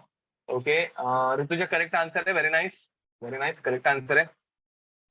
बाकी लोग इसके बारे में सोचो जरा, थिंक। अब भी सॉल्व किया है ये, अब भी 2 मिनट पहले सॉल्व किया था। आदित्य करेक्ट बोल रहे हो? सेम क्वेश्चन है यार, सेम टू सेम क्वेश्चन है। हर्षल करेक्ट आंसर है, अभी 2 मिनट पहले हम लोगों ने सॉल्व किया था। महक करेक्ट आंसर है, समीक्षा करेक्ट आंसर है, अनंत करेक्ट आंसर है, आलोक करेक्ट आंसर है। तो गैस चलो सॉल्व करते हैं इसको भी, ठीक है। Now how to solve it, देखो पहली बात, लेड टू नाइट्रेट, मतलब नाइट्रेट अगेन हीट किया है ना यार, तो NO3 माइनस, इसे हीट करोगे तो क्या मिलता है? NO2 मिलता है, अभी बोला था। इसे अगर तुम लोग कूल करोगे तो तुम लोगों को मिलता है N2O4, लास्ट लेक्चर में पढ़ाया था। एंड इसे अगर तुम लोग NO के साथ रिएक्ट कराओगे तो तुम लोगों को मिलता है 2N2O3, अभी 2 मिनट पहले पढ़ाया था। एंड N2O3 की ऑक्सीडेशन स्टेट आ जाती है +3। That is your answer. Is it difficult? अरे कुछ समझ में आ रहा है क्या? चलो, तो कुछ बहुत कम लोग आंसर दे रहे, गिने चुने लोग हैं वही आंसर कर रहे हैं, तो ऐसा मत करो। सृष्टि आपका भी आंसर करेक्ट था, अभी मैंने देखा। ओके, तो चलो आगे बढ़ते हैं। Next after nitric acid we are going to start with phosphorus, ठीक है, कंपाउंड्स ऑफ फास्फोरस। पहले हम लोग फास्फोरस में पढ़ेंगे उसके एलोट्रॉप्स। तो fifth is allotropes of phosphorus, allotropes of phosphorus. Phosphorus 3 allotrope बनाते हैं, व्हाइट, रेड, ब्लैक। लिख नहीं पाऊंगा मैं, मतलब लिख सकता हूँ बट कलर चेंज करने पड़ेंगे, तो ब्लैक, ठीक है। ब्लैक में 2 फास्फोरस रहते हैं, एक रहता है अल्फा ब्लैक और दूसरा रहता है beta black. Alpha black and another one is beta black, ठीक है। Now guys white phosphorus is P4, ठीक है। And excuse me, white phosphorus is P4 and P4 का स्ट्रक्चर हम लोगों ने पहले भी ड्रॉ किया था। कैसे किया था? फास्फोरस को पकड़ने का, एक फास्फोरस हमेशा 3 बॉन्ड बनाता है, तो उसको 3 अलग अलग फास्फोरस में चिपका दो। एक फास्फोरस, दूसरा फास्फोरस, तीसरा फास्फोरस, फिर ये बाकी के फास्फोरस को भी एक दूसरे के साथ कनेक्ट कर दो, and this is P4। Now guys tell me how many sigma bonds are there, how many sigma bonds are there? ऐसे फालतू फालतू क्वेश्चन आते हैं, याद रखना। तो 6 सिग्मा बॉन्ड्स आर देयर, ठीक है। And bond angle in this molecule becomes 60 degree, ठीक है। सारे के सारे इक्विलैटरल ट्रायंगल बन जाते हैं, तो 60 डिग्री है, ठीक है। अब गाइस रेड फास्फोरस अगर मुझे व्हाइट फास्फोरस से बनाना है, तो व्हाट डू आई डू? मैं इसको 503 डिग्री के 500 सॉरी 573 केल्विन पे हीट करता हूँ। 573 केल्विन पे हीट करने के बाद फॉस्फोरस के ये जो बीच वाला बॉन्ड है ना, ये वाला बॉन्ड, ठीक है, ये बॉन्ड ब्रेक हो जाता है। फॉस्फोरस का ये वाला जो बॉन्ड है वो ब्रेक हो जाता है। अब ये बॉन्ड ब्रेक होने के बाद क्या होगा, देखो पी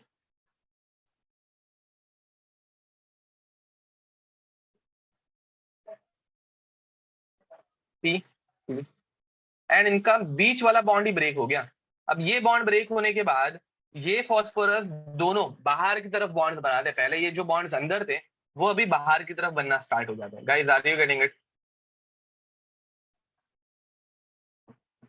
ठीक है, एंड ये बन जाता है एक पॉलीमरिक फॉर्म। ये अभी ऐसे बाहर की तरफ बॉन्ड्स बनाना स्टार्ट कर देता है and it becomes a polymeric form. It becomes a polymeric form. ठीक है, ये कुछ समझ आ रहा है? तो देखो guys, this is a gas, P4 is a gas, P4 gas form में रहता है। बट ये जो है वो पॉलीमर है, polymer which exist in solid state, which exist in solid state. अब उसी बदले गाइस अगर तुम लोग P4 को, उसी बदले अगर तुम लोग P4 को 803 केल्विन पे हीट कर रहे हो, कितने केल्विन पे? 803 केल्विन पे, तो तुम लोगों को मिलता है alpha black phosphorus, alpha black phosphorus. And अगर तुम लोग उसको 873 केल्विन पे हीट कर रहे हो तो तुम लोगों को मिलता है beta black phosphorus. Beta black phosphorus का स्ट्रक्चर तुम लोगों को वैसे तो याद रखने की जरूरत नहीं है, but it forms a structure like this. मुझे बताओ ये स्ट्रक्चर क्या है?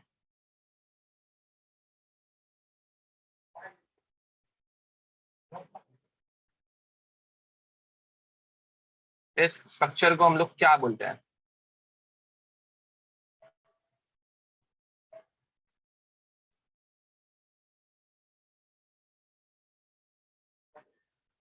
हाँ, इस स्ट्रक्चर को हम लोग बोलते हैं chair conformation. Very nice, correct बोल रहे हो।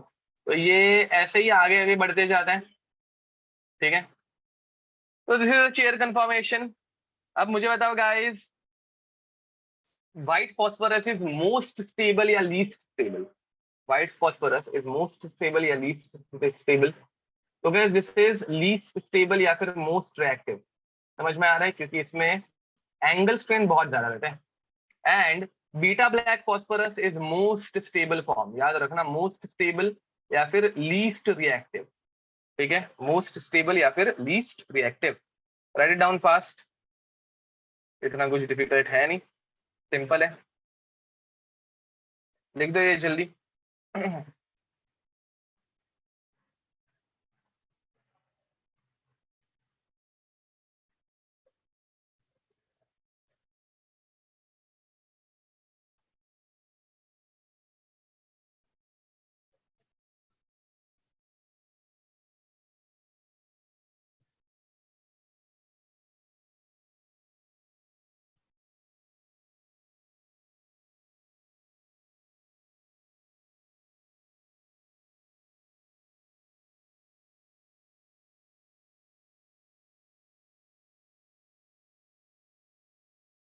देखो गाइस, इनके ऊपर भी क्वेश्चन कैसे आता है? Tell me answer for this question. हो गया, मतलब दोनों के आंखों के सामने है ये, इजीली तुम लोग आंसर दे दोगे।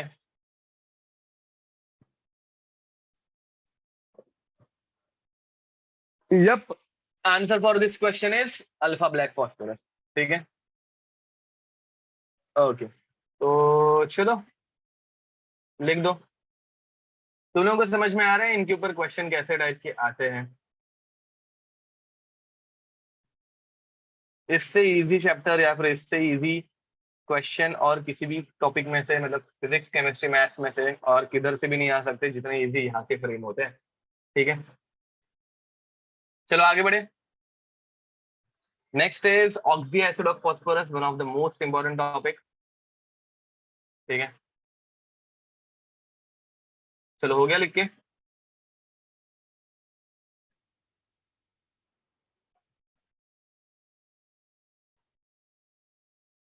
Six very very important topic, oxy acid of phosphorus. ठीक है, तो very important topic oxy acid of phosphorus. Seventh one, is oxy acid. Seventh या sixth है? Sixth one is oxy acid of phosphorus. Oxy acid of phosphorus.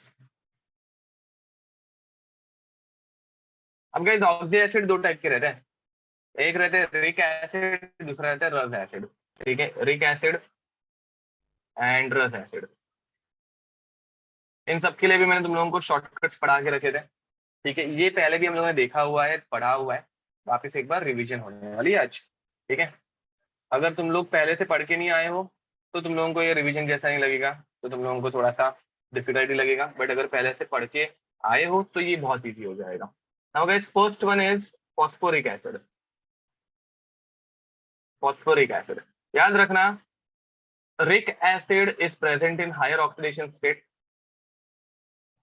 यहाँ पे हम लोग पढ़ेंगे phosphorus acid which is present in lower oxidation state. ठीक है, यहाँ पे इसका एग्जाम्पल रहता है H3PO4, बिकॉज +4 में हम लोगों को चाहिए ये, एंड यहाँ पे इसका एग्जाम्पल रहता है H3PO3। अब गाइस, इनके स्ट्रक्चर ड्रॉ करने के लिए मैंने तुम लोगों को ट्रिक बता के रखी थी। फॉस्फोरस के ऑक्सी एसिड के लिए ट्रिक ये थी कि पहले P डबल बॉन्ड O बनाओ, मिनिमम एक P डबल बॉन्ड O चाहिए, फिर जितने ऑक्सीजन रहेंगे उतने हम लोग बनाएंगे OH, जितने ऑक्सीजन है उतने हम लोग बनाएंगे OH। तो OH OH OH, getting it? Now guys, tell me what is their basicity? What is their basicity? इसके ऊपर एक सिंपल क्वेश्चन आता है, what is their basicity? Very nice, इसकी बेसिसिटी आएगी 3। Guys, basicity is number of H plus ion present. क्या रहता है? Number of H plus ion present. And यहाँ पे गाइस कितने H प्लस प्रेजेंट है?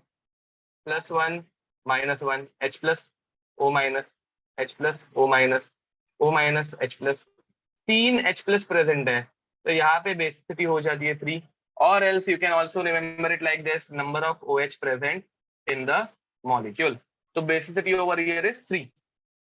अगर फॉस्फोरस एसिड का स्ट्रक्चर बोलूं तो पहला रूल क्या है? P डबल बॉन्ड O बनाओ। अब P डबल बॉन्ड O बनाने के बाद जितने ऑक्सीजन बचेंगे उतने OH बनाओ। Now guys, how many oxygen are left? 3 में से एक ऑक्सीजन चला गया, 2 ऑक्सीजन बच गए, तो यहाँ पे एक OH, दूसरा OH। अब गाइस, एक H बच गया ना बे, तो एक सिंगल H। समझ में आ रहा है क्या? तो तुम लोगों को ऐसा भी क्वेश्चन आ सकता है, how many P dash H bond is there? Only one P dash H bond is there. How many P dash H bonds are there? 0 P dash H bond is there. Are you getting it? ये कुछ समझ में आ रहा है तुम लोगों को? Okay guys. Now after Rick and Rus acid, second category हम लोग देखो, इनको हम लोग ऑर्थोफॉस्फोरिक एंड ऑर्थोफॉस्फोरस भी बोलते हैं। जो नॉर्मल एसिड्स रहते हैं उनको ऑर्थो भी नाम दिया जाता है, orthophosphoric and orthophosphorus. Now next is pyro category.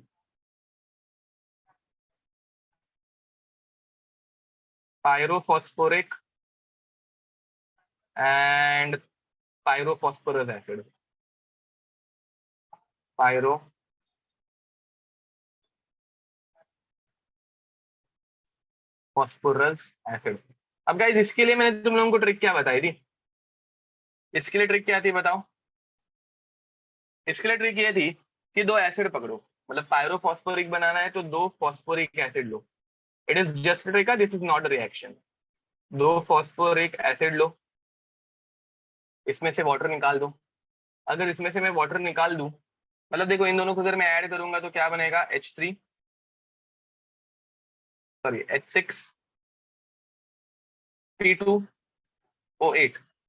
और इसमें से एक वाटर निकाल दूंगा, तो इसमें से अगर मैंने वाटर निकाल दिया तो मुझे मिलेगा H2O निकाला ना मैंने, तो मुझे मिलेगा H4P2O7। This is just a trick. ठीक है, अब इसका स्ट्रक्चर कैसे बनाएंगे गाइस? मेरे पास 2 फॉस्फोरस है, तो पहले 2 फॉस्फोरस चिपका दो। अब गाइस, रूल क्या है अपना? पहले एक डबल बॉन्ड O आना चाहिए, तो डबल बॉन्ड O। अब गाइस, 7 फॉस्फोरस है, देखो H3P4 H4P2O7। ठीक है, 7 टोटल कितने? तो 7 ऑक्सीजन है, 7 में से 2 ऑक्सीजन यहाँ पे आ गए, तो मुझे बताओ और कितने बचे, 5 बचे। अब 5 ऑक्सीजन हम लोगों को यहाँ पे इक्वली डिस्ट्रीब्यूट करने हैं। इक्वल डिस्ट्रीब्यूशन के लिए हम लोग यहाँ पे ऐड कर देते हैं पीओपी बॉन्ड। समझ में आ रहा है, there is one P O P bond. फिर कितने बचे, 4 ऑक्सीजन बच गए। जितने ऑक्सीजन बच गए उतने के तुम लोग बनाओगे OH। एक OH यहाँ पे, एक OH यहाँ पे, एक OH यहाँ पे, एक OH यहाँ पे। अरे ये समझ में आ रहा है क्या, देखो। अब पायरोफॉस्फोरस एसिड, पायरोफॉस्फोरस एसिड कैसे बनाओगे, H3PO3 plus H3PO3, it gives us H6P2O6। इसमें से अगर मैं वाटर रिमूव करूं तो I will get H4P2O5 plus H2O। These are just tricks, मैं तुम लोगों को जो पढ़ा रहा हूँ वो रिएक्शन नहीं है, ट्रिक्स है। H4P2O5, ठीक है। अब गाइस यहाँ पे कैसे होगा, देखो दो फॉस्फोरस बनाओ P एंड P, ऊपर दो डबल बॉन्ड अटैच कर दो, डबल बॉन्ड हो, डबल बॉन्ड हो, यहाँ पे बीच की तरफ एक ऑक्सीजन अटैच कर दो, ठीक है। अब ये बन गया तुम लोगों का गाइस फ्रेमवर्क। देखो 3 फॉस्फोरस हो गए मेरे पास, कितने ऑक्सीजन बच, 3 ऑक्सीजन हो गए, कितने ऑक्सीजन बचे मेरे पास, 2 ऑक्सीजन बचे। 2 ऑक्सीजन बचे तो दोनों को इक्वल डिस्ट्रीब्यूट कर दो, यहाँ पे एक OH, यहाँ पे एक OH। अब गाइस कितने हाइड्रोजन बचे, 4 हाइड्रोजन थे, 4 में से 2 ही यूटिलाइज हुए, तो बाकी क्या बनेगा यहाँ पे बाकी बन जाएगा HH। समझ में आ रहा है। Now tell me guys what is their basicity. तो basicity over here is 4, very nice। Basicity over here is 2, very nice, ठीक है। How many P dash H bonds are there, यहाँ पे आएगा 0, यहाँ पे आएगा 2, ठीक है। How many POP bonds are there, तो 1 1 दोनों में, ठीक है। P dash OH bond, तुम लोगों को समझ में आ रहा है, क्वेश्चन कैसे भी आ सकते हैं, ठीक है। Now third category is hypo, hypo category, hypo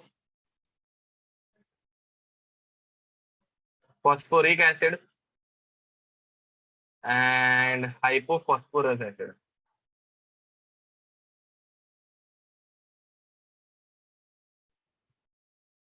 hypophosphorous acid, ठीक है।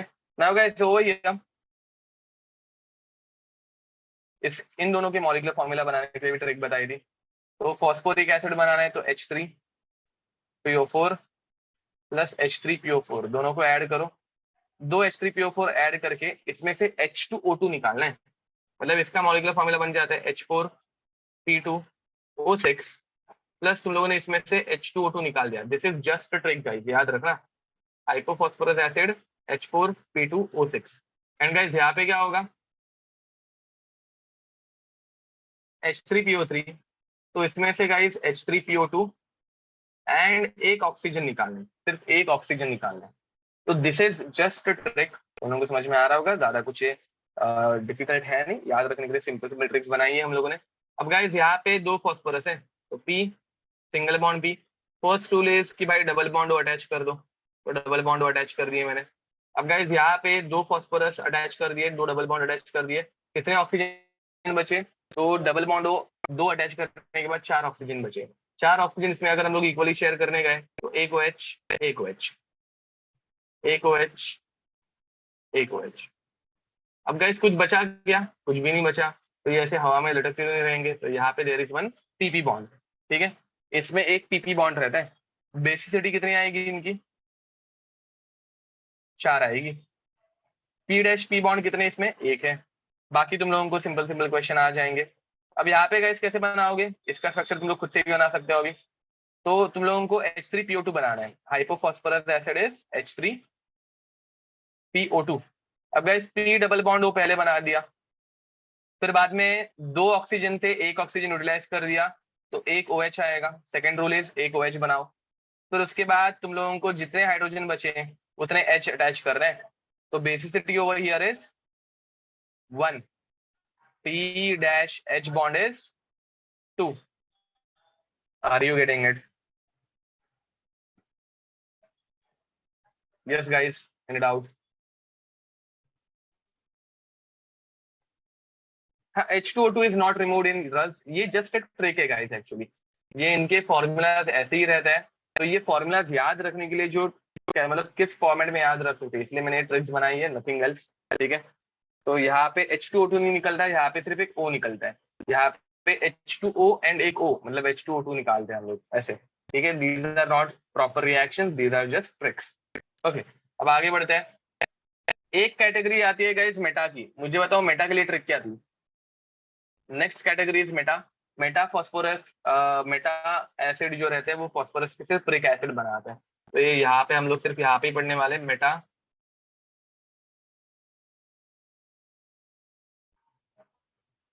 Phosphoric acid. फॉस्फोरस एसिड भी बना सकता होगा बट हम लोगों के सिलेबस में नहीं होगा। ठीक है, अब गाइस यहाँ पे मेरे पास H3PO4 है, ये मैं एन नंबर लेता हूँ, it can be any number, 3 4 5 6 7 8 कुछ भी हो सकता है। And this compound is reacted with itself, ये again this is just a trick. ठीक है, फॉर्मूला याद करने के लिए एक ट्रिक है। तो एन नंबर ऑफ H3PO4, इसमें से रूल ये है कि एन नंबर ऑफ वाटर निकाल दो, जितने फॉस्फोरिक एसिड है उतने के सारे वाटर निकाल दो। मतलब क्या होगा, तो तुम लोगों को मिलेगा HPO2, नहीं HPO3। अरे कुछ समझ में आ रहा है क्या, एन नंबर ऑफ टाइम्स, और तुम लोगों ने एन नंबर ऑफ वाटर निकाल दिए, एन नंबर ऑफ वाटर निकाल दिए, तो मेटाफॉस्फोरिक एसिड का फॉर्मूला हो जाता है HPO3 N number of times. And यहाँ पे इसका फॉर्मेट कैसे आएगा, फिर इसका फॉर्मेट देखते हैं। तो देखो, पहले आएगा P डबल बॉन्ड O, हाँ वेरी नाइस तनिका। तो यहाँ पे आएगा P डबल बॉन्ड O। फिर बाद में देखो अपना रूल क्या है, जितने ऑक्सीजन है उतने OH बनाना है। बट यार उतने OH नहीं बना पाओगे अभी, क्यों नहीं बना पाओगे, सिर्फ एक ही H है ना। तो 3 ऑक्सीजन थे बट एक ही OH बन पाया, मतलब एक बेचारा ऑक्सीजन ऐसे ही लटकते रहेगा। तो ये ऑक्सीजन क्या करेगा, दूसरे P को पकड़ेगा। तो यहाँ पे भी इसका भी एक ऑक्सीजन ऐसे ही लटकते रहना पड़ेगा इसको, तो it will find some other P double bond O। Guys तुम लोगों को समझ में आ रहा है क्या, ये ऐसे पॉलीमेरिक स्ट्रक्चर बनते जाएगा। ये P दूसरे ऑक्सीजन को अटैच्ड है जो किसी और P को कनेक्टेड है, एंड ये फॉस्फोरस किसी और के ऑक्सीजन को अटैच्ड रहेगा, and this will form a polymeric compound. हाँ पॉलीमेरिक फॉर्म होगा। This compound is called as poly meta phosphoric acid. But guys कभी कभार ये ऐसे साइक्लिक फॉर्म में आ सकते हैं। साइक्लिक फॉर्म में ये कैसे होगा, देखो अगर साइक्लिक फॉर्म ड्रॉ करना है तो it can be like this, P double bond O P double bond O। देखो ये समझ में आ रहा है क्या, इसका framework P double bond O से बना है, P डबल बॉन्ड O। ठीक है, इसका फ्रेमवर्क ऐसे कुछ बना है, एंड आफ्टर दैट हर एक जगह पे OH अटैच्ड है। देखो एक एक OH तो फॉस्फोरस को अटैच रहने ही वाला है, तो हर एक जगह पे OH अटैच्ड है। This is called as cyclo tri metaphosphoric acid. Cyclic ring है तो hence it is called as cyclo cyclo tri metaphosphoric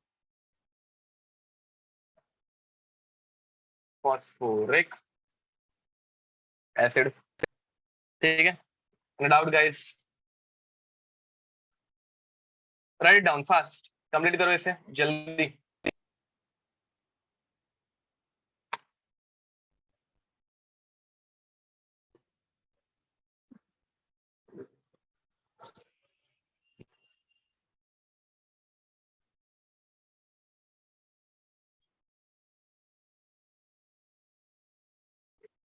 जल्दी लिखो फास्ट।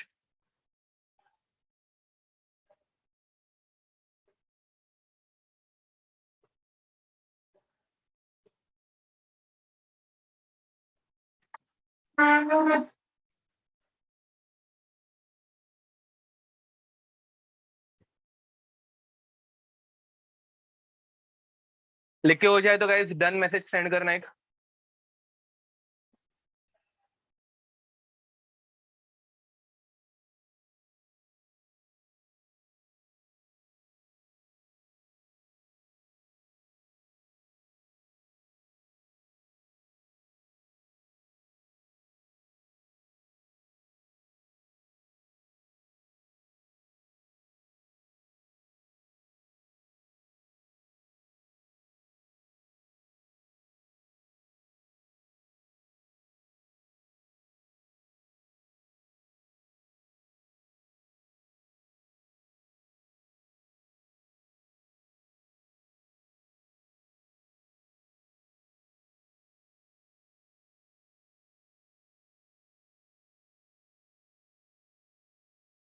यस गाइस, चलो कंटिन्यू करें हम लोग, लिख के हो गया होगा सबका।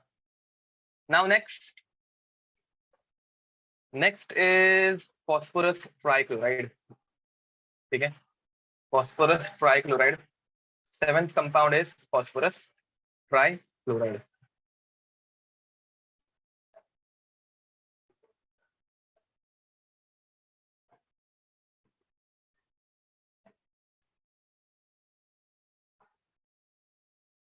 phosphorus trichloride, which is PCl3। अब इसकी प्रिपरेशन कैसे होगी, इसकी प्रिपरेशन कैसे होती है? ओके, मुझे कुछ क्वेश्चंस लेने थे, बस मिस कर दिए मैंने, वापस लेंगे हम लोग, डोंट वरी। अब PCl3 कैसे बनाएंगे? तो गैस PCl3 एकदम इजी, फॉस्फोरस को पकड़ो जो कि P4 रहता है, एंड उसको रिएक्ट करो Cl2 के साथ, ठीक है। तो गैस ये दोनों में रिएक्शन होगी and you will gate PCl3। यहाँ पे 4 फॉस्फोरस है तो यहाँ पे 4 PCl3 बनेंगे, 3 × 4 12, तो 12 मतलब यहाँ पे 6 Cl2 आएंगे, तब जाके तुम लोग बनाओगे PCl3। कोई शक? Now guys, similarly it can also be reacted with SOCl2, P4 plus SOCl2। अब guys मुझे बताओ what is the name of SOCl2? What is the name of SOCl2? Name of SOCl2 is P4 plus SOCl2। Compound तुम लोगों को क्या बनाने वाले हैं वो पता है, but name of this compound is, हाँ very nice Srishti, name of this compound is thionyl chloride. Thionyl chloride, ये तुम लोगों को रिएक्शन मैकेनिज्म में काम आता है, पता होगा, ठीक है। Now guys in case of thionyl chloride ये कैसे बनता है, मतलब ये इसमें रिएक्शन जब होगी तो क्या बनेगा? तो again they will form PCl3। How many PCl3? 4 PCl3 plus तुम लोगों को मिलता है SO2, SO था SO2 बनाएगा, प्लस इसमें एक कंपाउंड बनता है S2Cl2, which is very important. थोड़ा सा डिफरेंट कंपाउंड आ गया ना, विजुअली ऐसे हम लोगों को दिखता नहीं है, तो इस रिएक्शन में स्पेसिफिकली बनता है S2Cl2, which is quite important. इस रिएक्शन की अगर बैलेंसिंग करने चाहेंगे तो यहाँ पे 8, यहाँ पे 8, बिकॉज देखो ना यार, ये SO था, अपने को SO2 चाहिए, तो 4 × 2 8, एंड यहाँ पे 8 ऑक्सीजन, एंड फिर यहाँ पे 2, and I think this reaction is balanced. Now important part is what is the structure of S2Cl2? What is the structure of S2Cl2?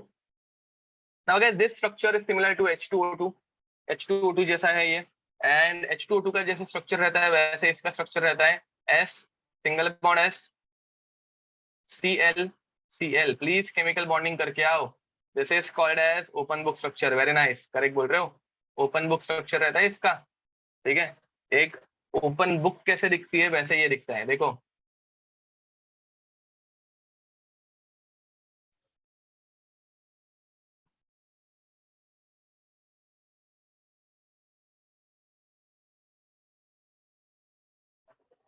Kind of like that, ठीक है। Actual में ये ऊपर नीचे रहता है, मतलब ये एक पेज अगर ऊपर है तो दूसरा पेज नीचे की तरफ है, समझ में आ रहा होगा तुम लोगों को, आइडिया आ रही होगी, लग रही होगी, ठीक है। ऐसा कुछ थोड़ा थोड़ा चेंज कर दे इसके ज्योमेट्री को, एक अगर पेज ऐसे ऊपर की तरफ ओपन है तो दूसरा पेज ऐसे नीचे की तरफ ओपन है, ऐसा समझ में आ रहा है, आइडिया आ रही होगी। चलो open book structure next, these are the reactions. क्या किया मैंने, कुछ तो गड़बड़ की क्या पता क्या किया। ओके नाउ गाइस प्रिपरेशन के बाद उनकी रिएक्शन प्रॉपर्टीज, प्रॉपर्टीज लिख दो। Properties number 1, it is a colourless, sorry it is a yellow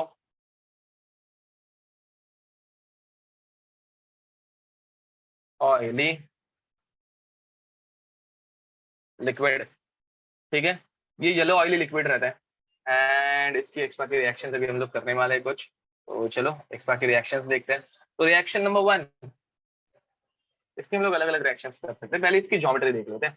तो गाइस इसकी ज्योमेट्री निकालनी है, कैसे निकालूंगा? फास्फोरस के आउटरमोस्ट में कितने इलेक्ट्रॉन्स, फास्फोरस के आउटरमोस्ट में कितने इलेक्ट्रॉन, 1 2 3 3 4 5 बराबर। ओके, 5 इलेक्ट्रॉन, एक क्लोरीन, दूसरा क्लोरीन, तीसरा क्लोरीन, एक लोन पेयर। क्या बना? कितने बॉन्ड पेयर बने? 3। कितने लोन पेयर बने? एक। हाइब्रिडाइजेशन क्या आएगा? वेरी नाइस, करेक्ट बोल रहे हो थाने का। तो ये sp3 बन गया। And how it will look? Phosphorus, chlorine, chlorine, chlorine, एक आ जाएगी यहाँ पे लोन पेयर।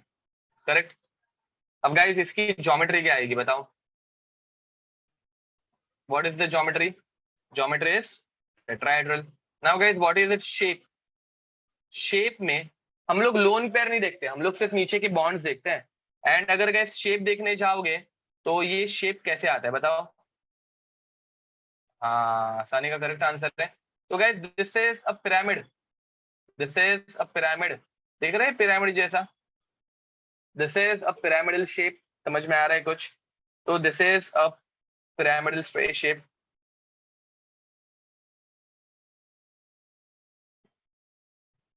ठीक है, नो डाउट।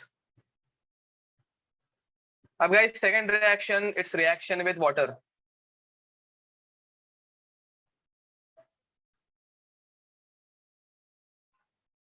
अब हाइड्रोजन के साथ, सॉरी वाटर के साथ इसका क्या रिएक्शन होगा? ठीक है, अब हाइड्रोजन के साथ इसकी रिएक्शन क्या होती है जरा देखते हैं। PCl3 plus H2O।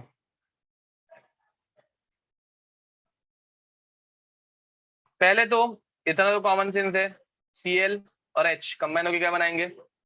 Cl and H they will combine to form, चलो इसको HOH लिख दो तो और इजी होगा। वाटर की रिएक्शन लोग यूजुअली HOH की फॉर्म में बनाते हैं। तो यहाँ पे क्या निकलेगा? HCl निकलेगा। कितने HCl निकलेंगे? 3 HCl निकलेंगे। बाद में 3 OH P के साथ कंबाइन होकर क्या बनाएंगे?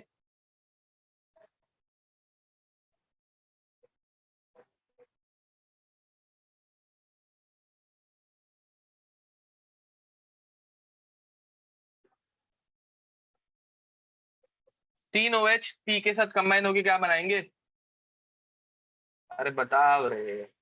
दे will form H3PO3। H correct answer है, very nice.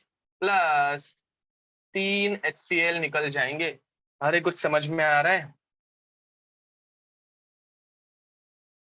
3 chlorine 3 H combine होके बनाएंगे HCl। 3 HCl plus 3 H3PO3, that is your answer. ठीक है, this is hydrolysis reaction, nothing else. अब guys third reaction, reaction with organic compound. Reaction with organic compound same अभी जो किया वही होने वाला है और कुछ नहीं। ठीक है, अब गाइस देखो कैसे होगा। PCl3 plus alcohol, same to same guys, ऊपर वाटर के साथ जो किया था वही करना है अपने को। देखो R and Cl, देखो R प्लस, प्लस माइनस क्या करो, this is minus, Cl minus R plus. तो R प्लस Cl माइनस, क्योंकि OH माइनस रहता है, R प्लस रहता है, समझ में आ रहा है? Cl माइनस P बन जाएगा प्लस। तो guys R and Cl combine होकर क्या बनाएंगे? दे विल फॉर्म 3RCl। अरे कुछ समझ में आया? Plus H3PO3, that's it, as simple as that। ठीक है, likewise another reaction PCl3 plus R dash C double bond O OH। Same to same guys, क्या कुछ नहीं होगा, चेंज कुछ नहीं हुआ, सिर्फ एक C डबल बॉन्ड बीच में ऐड हो गया। तो R C double bond OCl and P और OH कंबाइन होकर बनाएंगे H3PO3। R dash C double bond OCl plus H3PO3 and out। चलो लिख दो।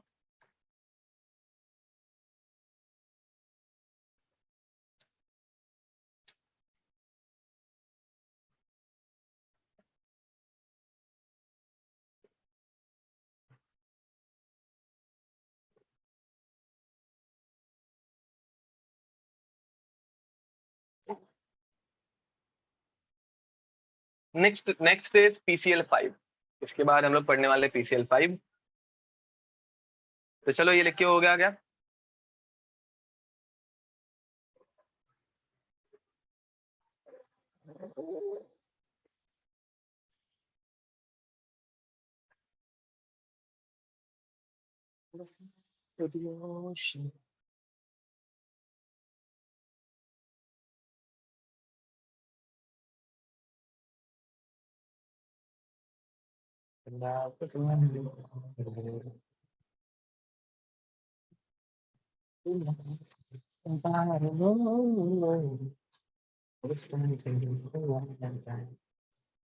ओके, तो चलो गाइस आगे बढ़ते हैं।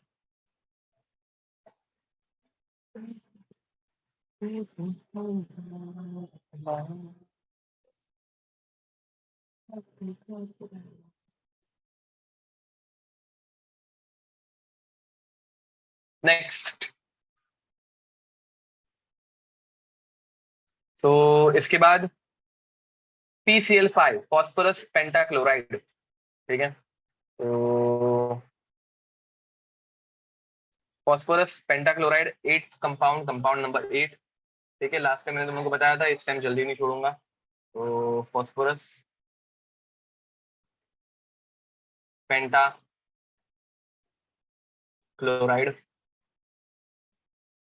which is PCl5. So now guys, in case of PCl5, how to prepare PCl5? Its preparation. So guys, PCl5 is prepared by using P4 plus Cl2. ठीक है, it will give us PCl5, 4 phosphorus तो 4 PCl5 and 4 गुणा 5 20, तो 20 मतलब यहाँ पे आएंगे 10 Cl2, तो 20 Cl। ठीक है, now guys tell me, P4 plus Cl2 gives us PCl3 and P4 plus Cl2 gives us PCl5. What is the difference between these two reactions? What is the difference between these two reactions? बताओ जरा, difference क्या आएगा? Just give me a minute guys.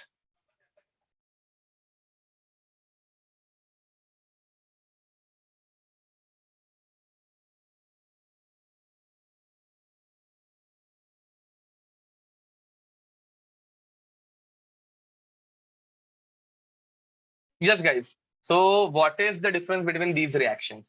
So over here chlorine is used in excess, बहुत ज्यादा chlorine use किया है। पहले जो क्लोरीन यूज किया था उसके कंपैरिजन में यहाँ पे जो क्लोरीन यूज किया जा रहा है वो बहुत ज्यादा एक्सेस में है। ठीक है, getting it? Okay, and similarly second reaction is P4 plus SO2Cl2. Guys, SOCl2 is thionyl chloride, SO2Cl2 is sulfuryl chloride. Sulfuryl chloride, and it will form 4 PCl5 plus SO2। कितने? तो 10 क्लोरीन लगेंगे हम लोगों को एंड 10 SO2 मिलेंगे। मेरे ख्याल से सिंपल सिंपल रिएक्शंस है, ऐसे कुछ डिफिकल्ट इसमें है नहीं। कुछ डाउट होगा तो तुम लोग पूछ सकते हो। Now guys, its properties.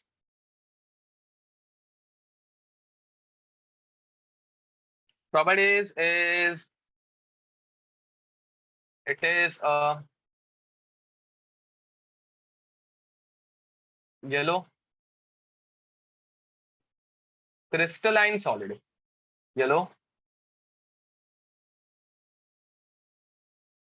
crystalline solid। Again ये सारे नोट्स बहुत अच्छे से करके रखो, होमवर्क टाइम पे करना प्लीज। ठीक है, इनऑर्गेनिक केमिस्ट्री हम लोग बहुत लाइटली ले लेते हैं, बट इसको सबसे ज्यादा सीरियसली लेना चाहिए। कोरिंग है यार, मतलब बहुत इजीली मार्क्स मिलते हैं इसमें। ठीक है, it is a yellow crystalline solid. Number 2, इसकी जरा स्ट्रक्चर बना के देखते हैं। तो गाइस देखो, 1 2 3 4 5, 5 फॉस्फोरस के इलेक्ट्रॉन, एक क्लोरीन, दूसरा क्लोरीन, तीसरा क्लोरीन, चौथा क्लोरीन एंड पांचवा क्लोरीन। कितने बॉन्ड पेयर बने? 5। What is its hybridization? अच्छा, होमवर्क आज मैं असाइन कर दूंगा। What is its hybridization? sp3d, correct बोल रहे हो। एंड गाइज यहाँ पे phosphorus is attached to 1, 2, 3, 4 and 5 chlorine atoms. ठीक है. Now tell me what is the bond angle between them? What is the bond angle over here? यहाँ पे bond angle कितना है? sp3d करेक्ट बोल रहे हो. अभी bond angle बताओ. अरे bond angle मैंने यहाँ पे मार्क किया है, वो bond angle बताओ. अननेसेसरीली दूसरा कोई मत बताओ. यहाँ पे जो ग्रीन में मार्क किया हुआ बॉन्ड है वो कितना है? आसानी का करेक्ट आंसर है. देखो ये वाला बॉन्ड कितना है? 120 डिग्रीज. कितना है? 120 डिग्रीज. एंड ये वाला बॉन्ड एंगल कितना है? तो over here bond angle is 90 degrees. अब गाइस होता क्या है, 90 डिग्री वाला बॉन्ड जो है और 120 वाला बॉन्ड जो है, यहाँ पे रिपल्शन बहुत ज्यादा आ जाता है. रिपल्शन मिनिमाइज करने के लिए इस बॉन्ड की लेंथ बढ़ जाती है. मैंने क्या बोला समझ में आ रहा है? देखो यहाँ पे इन दोनों मेरे पाम्स के बीच में 90 डिग्री का अगर एंगल होगा तो इन दोनों के बीच में रिपल्शन बहुत ज्यादा है. तो टू मिनिमाइज दिस रिपल्शन ये बॉन्ड ऐसे लेंथ में बड़ा हो जाता है. ठीक है. तो दैट डिस्टेंस बढ़ गया. अभी इन दोनों के बीच में डिस्टेंस बहुत बड़ा है, तो यहाँ से यहाँ तक का डिस्टेंस बढ़ जाने से रिपल्शन जो है वो कम हो जाएगा. तो जो वर्टिकल बॉन्ड रहता है उसे हम लोग बोलते हैं एक्सियल बॉन्ड, एंड जो हॉरिजॉन्टल बॉन्ड रहता है उसे हम लोग बोलते हैं equatorial bond. Am I right? If they are asking between P-Cl axial,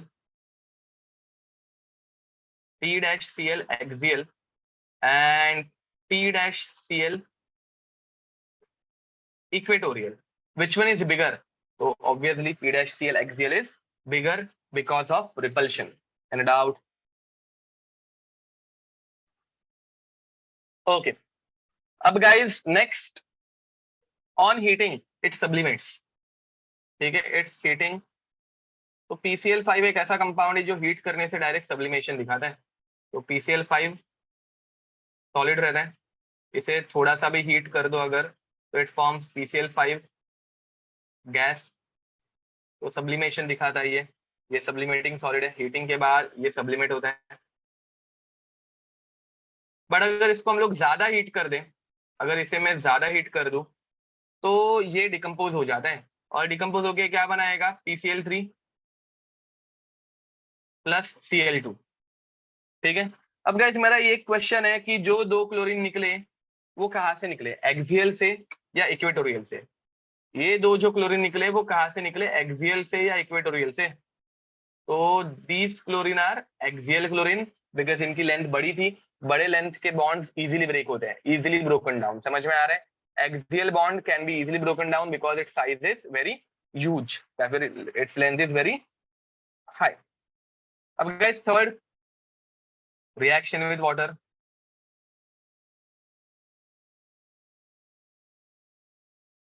अब गाइस होगा क्या? देखो वापस PCl3 सॉरी PCl5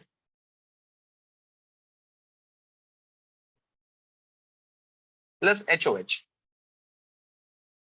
वो गाइस सबसे पहले कौन से क्लोरीन हाइड्रोजन के साथ रिएक्ट करेंगे? इतना तुम लोगों को कॉमन सेंस अभी तक आ गया होगा कि यार HCl बनने वाला है. मेरा क्वेश्चन ये है कि कौन सा रिएक्ट करेगा, इक्वेटोरियल या एक्सियल? एक्सियल वाला रिएक्ट करेगा. Very nice. तो guys axial chlorine will react with these two hydrogen to form 2 HCl. Getting it?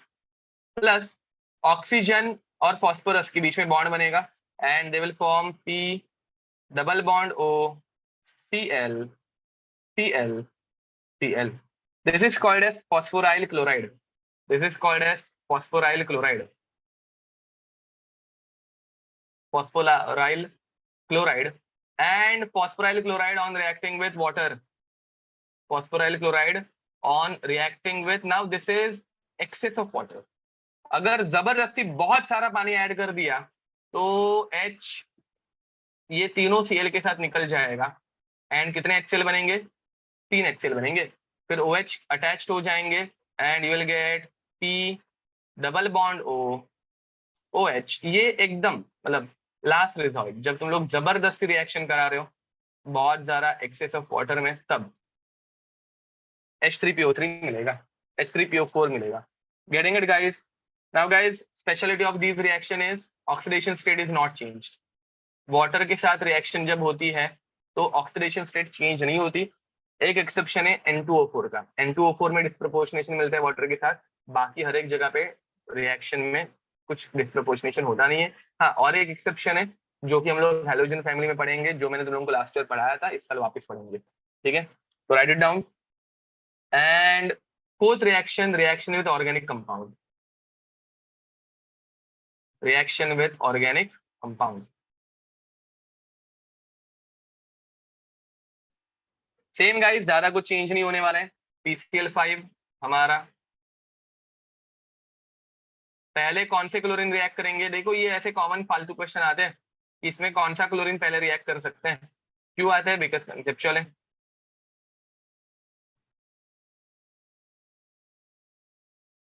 तो यहाँ पे क्लोरीन R के साथ कंबाइन होगा, दूसरा क्लोरीन H के साथ कंबाइन होगा।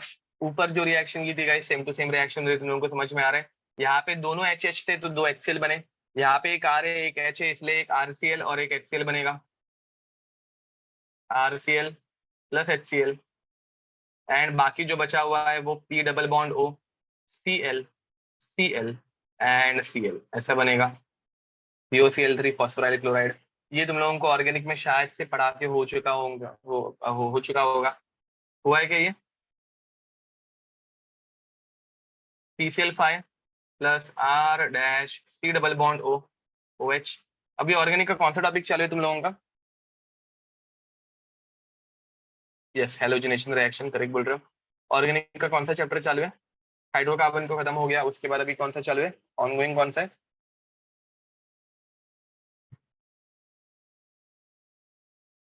Carbonyl compound. क्या बात कर रहे हो, इतना आगे पहुंच गए तुम लोग? अच्छा हाँ, कुछ लोगों का अल्कोहल डेरिवेटिव्स चालू है। ओके, ठीक है। ठीक है।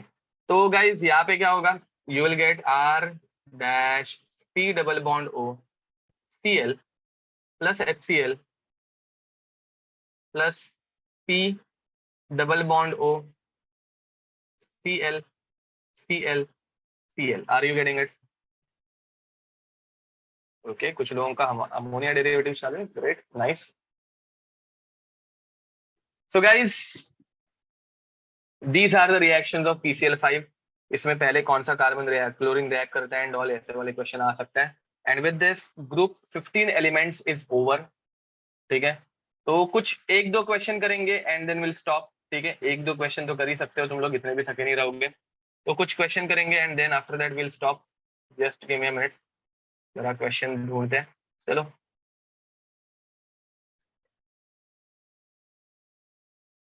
एंड गाइस जितना पढ़ाया जा रहा है उतना ही सॉल्व करोगे। अननेसेसरीली तुम लोग एक्स्ट्रा के ग्रुप, मुझे हेलोजन डेरिवेटिव या फिर oxygen family, noble gas family, उसके अगर क्वेश्चन सेंड करोगे तो उसको मैं एंटरटेन नहीं करूंगा।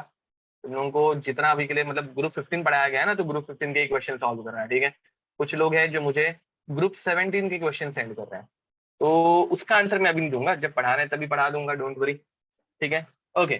सो गाइस बताओ, यहाँ पे सिर्फ तुम लोगों को ऑक्सीडेशन स्टेट देखनी है। तुम लोगों को एक ट्रिक बता के रखी है मैंने, रिक एसिड जो है वो हमेशा हायर ऑक्सीडेशन स्टेट में रहता है। तो ऑर्थोफॉस्फोरिक एसिड, उसका ऑक्सीडेशन स्टेट कितना आएगा? ऑर्थोफॉस्फोरिक एसिड, फॉस्फोरिक ना, सॉरी, हाँ बी वाला, ऑर्थोफॉस्फोरिक एसिड B1, उसका ऑक्सीडेशन स्टेट +5 आएगा। Very nice. तो गैस बी का ऑप्शन वन, बी का ऑप्शन वन वाले देखो, दो ऑप्शन है सिर्फ, समझ में आ रहा है? अब इसमें तुम लोग अगर नोटिस करोगे तो सी और डी चेक करने की जरूरत नहीं बचेगी अभी। मैच द कॉलम्स कैसे टिक करने समझ में आ रहा है?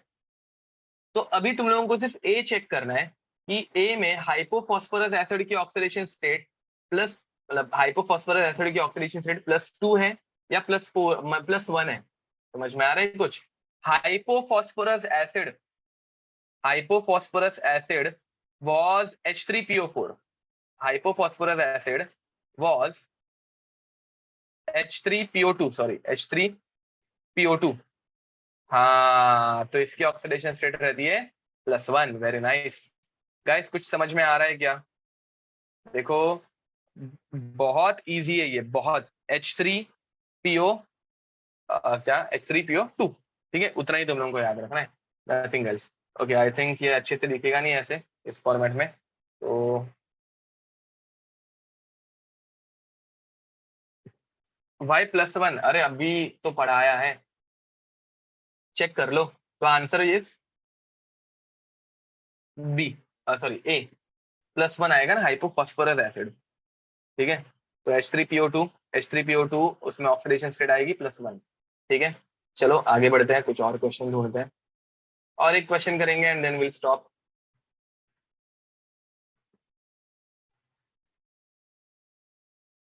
The correct statement with respect to dinitrogen, dinitrogen क्या रहता है ना? N2 इज पैरामैग्नेटिक, ट्रू और false? N2 is paramagnetic, N2 is paramagnetic, true और फॉल्स? गाइज एक छोटी सी चीज, इस चैप्टर में जो पैरामैग्नेटिक है वो मैं पैरामैग्नेटिक लिख के दे रहा हूँ, बाकी सारे के सारे डाया है, ऐसा याद रखना। ये एमओडी से पता चलता है, तो N2 इज डायामैग्नेटिक, अगर वो पैरा रहता मैं लिख के देता, बट ये लिखा नहीं, मतलब इट इज डायामैग्नेटिक, तो it is false. It can combine with dioxygen at 25 degree Celsius.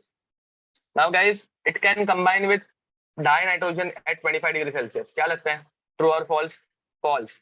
Guys it can combine with dinitrogen at 2000 kelvin, मतलब 1700 डिग्री सेल्सियस पे कंबाइन होगा वो, तो it is false.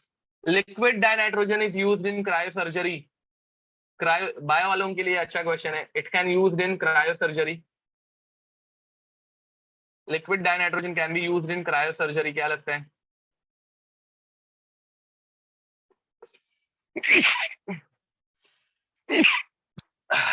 Sorry guys, it is false. ठीक है, liquid dinitrogen का temperature रहता है -200 डिग्री सेल्सियस। -200 डिग्री सेल्सियस पे अगर हम लोगों के कोई भी पार्ट पे अगर वो चिपक गया, तो हम लोगों को फ्रॉस्ट बाइट हो जाएगा, वो पार्ट कट करना पड़ जाएगा। पता है ना, मतलब इतना आइडिया होगा, फ्रॉस्ट बाइट तुम लोगों को पता होगा। अगर बहुत कोल्ड एनवायरनमेंट में हम लोग चले गए, तो हमारा वो पार्ट डेड हो जाता है, मतलब अगर हम लोग सर्जरीज में इसको यूज करने लग गए एंड गलती से वो उसके ऊपर हमारा हाथ भी अगर उसमें उसमें चला गया, तो वो मोमेंटरली पूरा फ्रीज हो जाएगा, सारी की सारी। अच्छा, it is not used in cryosurgeries. Oh, हाँ तो नहीं, यूज नहीं करते, तो it is correct, it is correct I guess, and it can be used as an inert diluent for chemical reaction. D is correct, guys. Actually, D is correct. Dinitrogen is used in cryosurgery. क्या पता? But guys, answer D is correct.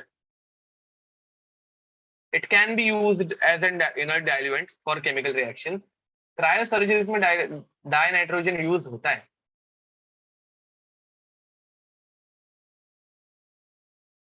इसको मैं एक बार वापस check करता हूँ, I check it again. ठीक है, बट आंसर डी है इसका, इनर्ट एटमॉस्फेयर। हम लोग ऑर्गेनिक रिएक्शंस में ये यूजुअली यूज करते हैं to provide inert atmosphere. Cryosurgery में नाइट not used, answer D is correct.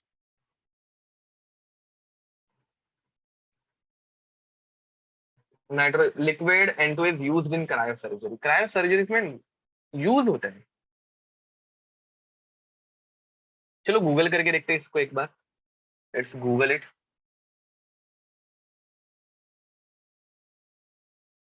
N2 is used in cryosurgery, cryosurgery में N2 यूज होता है। ओके, गूगल करते हैं इसको एक बार।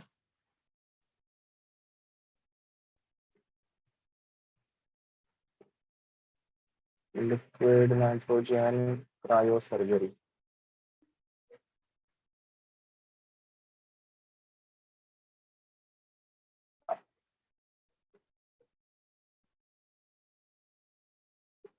ओके, दिख रहा है। हम्म, तो cryotherapy is a procedure that uses extreme cold liquid nitrogen to destroy tissues. It often used to treat skin lesions, which are skin growth or patches that don't look like skin around them. Oh, अच्छा, मतलब ये व्रॉट्स होते हैं ना, व्रॉट्स ही बोलते हैं ना उनको, उसके लिए यूज होता है। Okay, got it got it got it.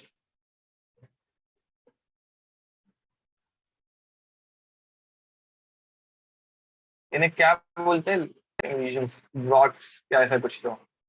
ठीक है, गॉट इट। ओके, चलो ज्यादा इमेजेस नहीं देखते, बायोलॉजी में घुस जाएंगे। ओके, तो ठीक है guys, it is used in cryo surgery actually. हाँ, अगर पार्ट्स कट करने हैं तो उसको किल करके फिर यूज किया जाता है। ठीक है, nice. Okay, so guys, with this we can stop now. Till then, see you next time. Bye bye and God bless you.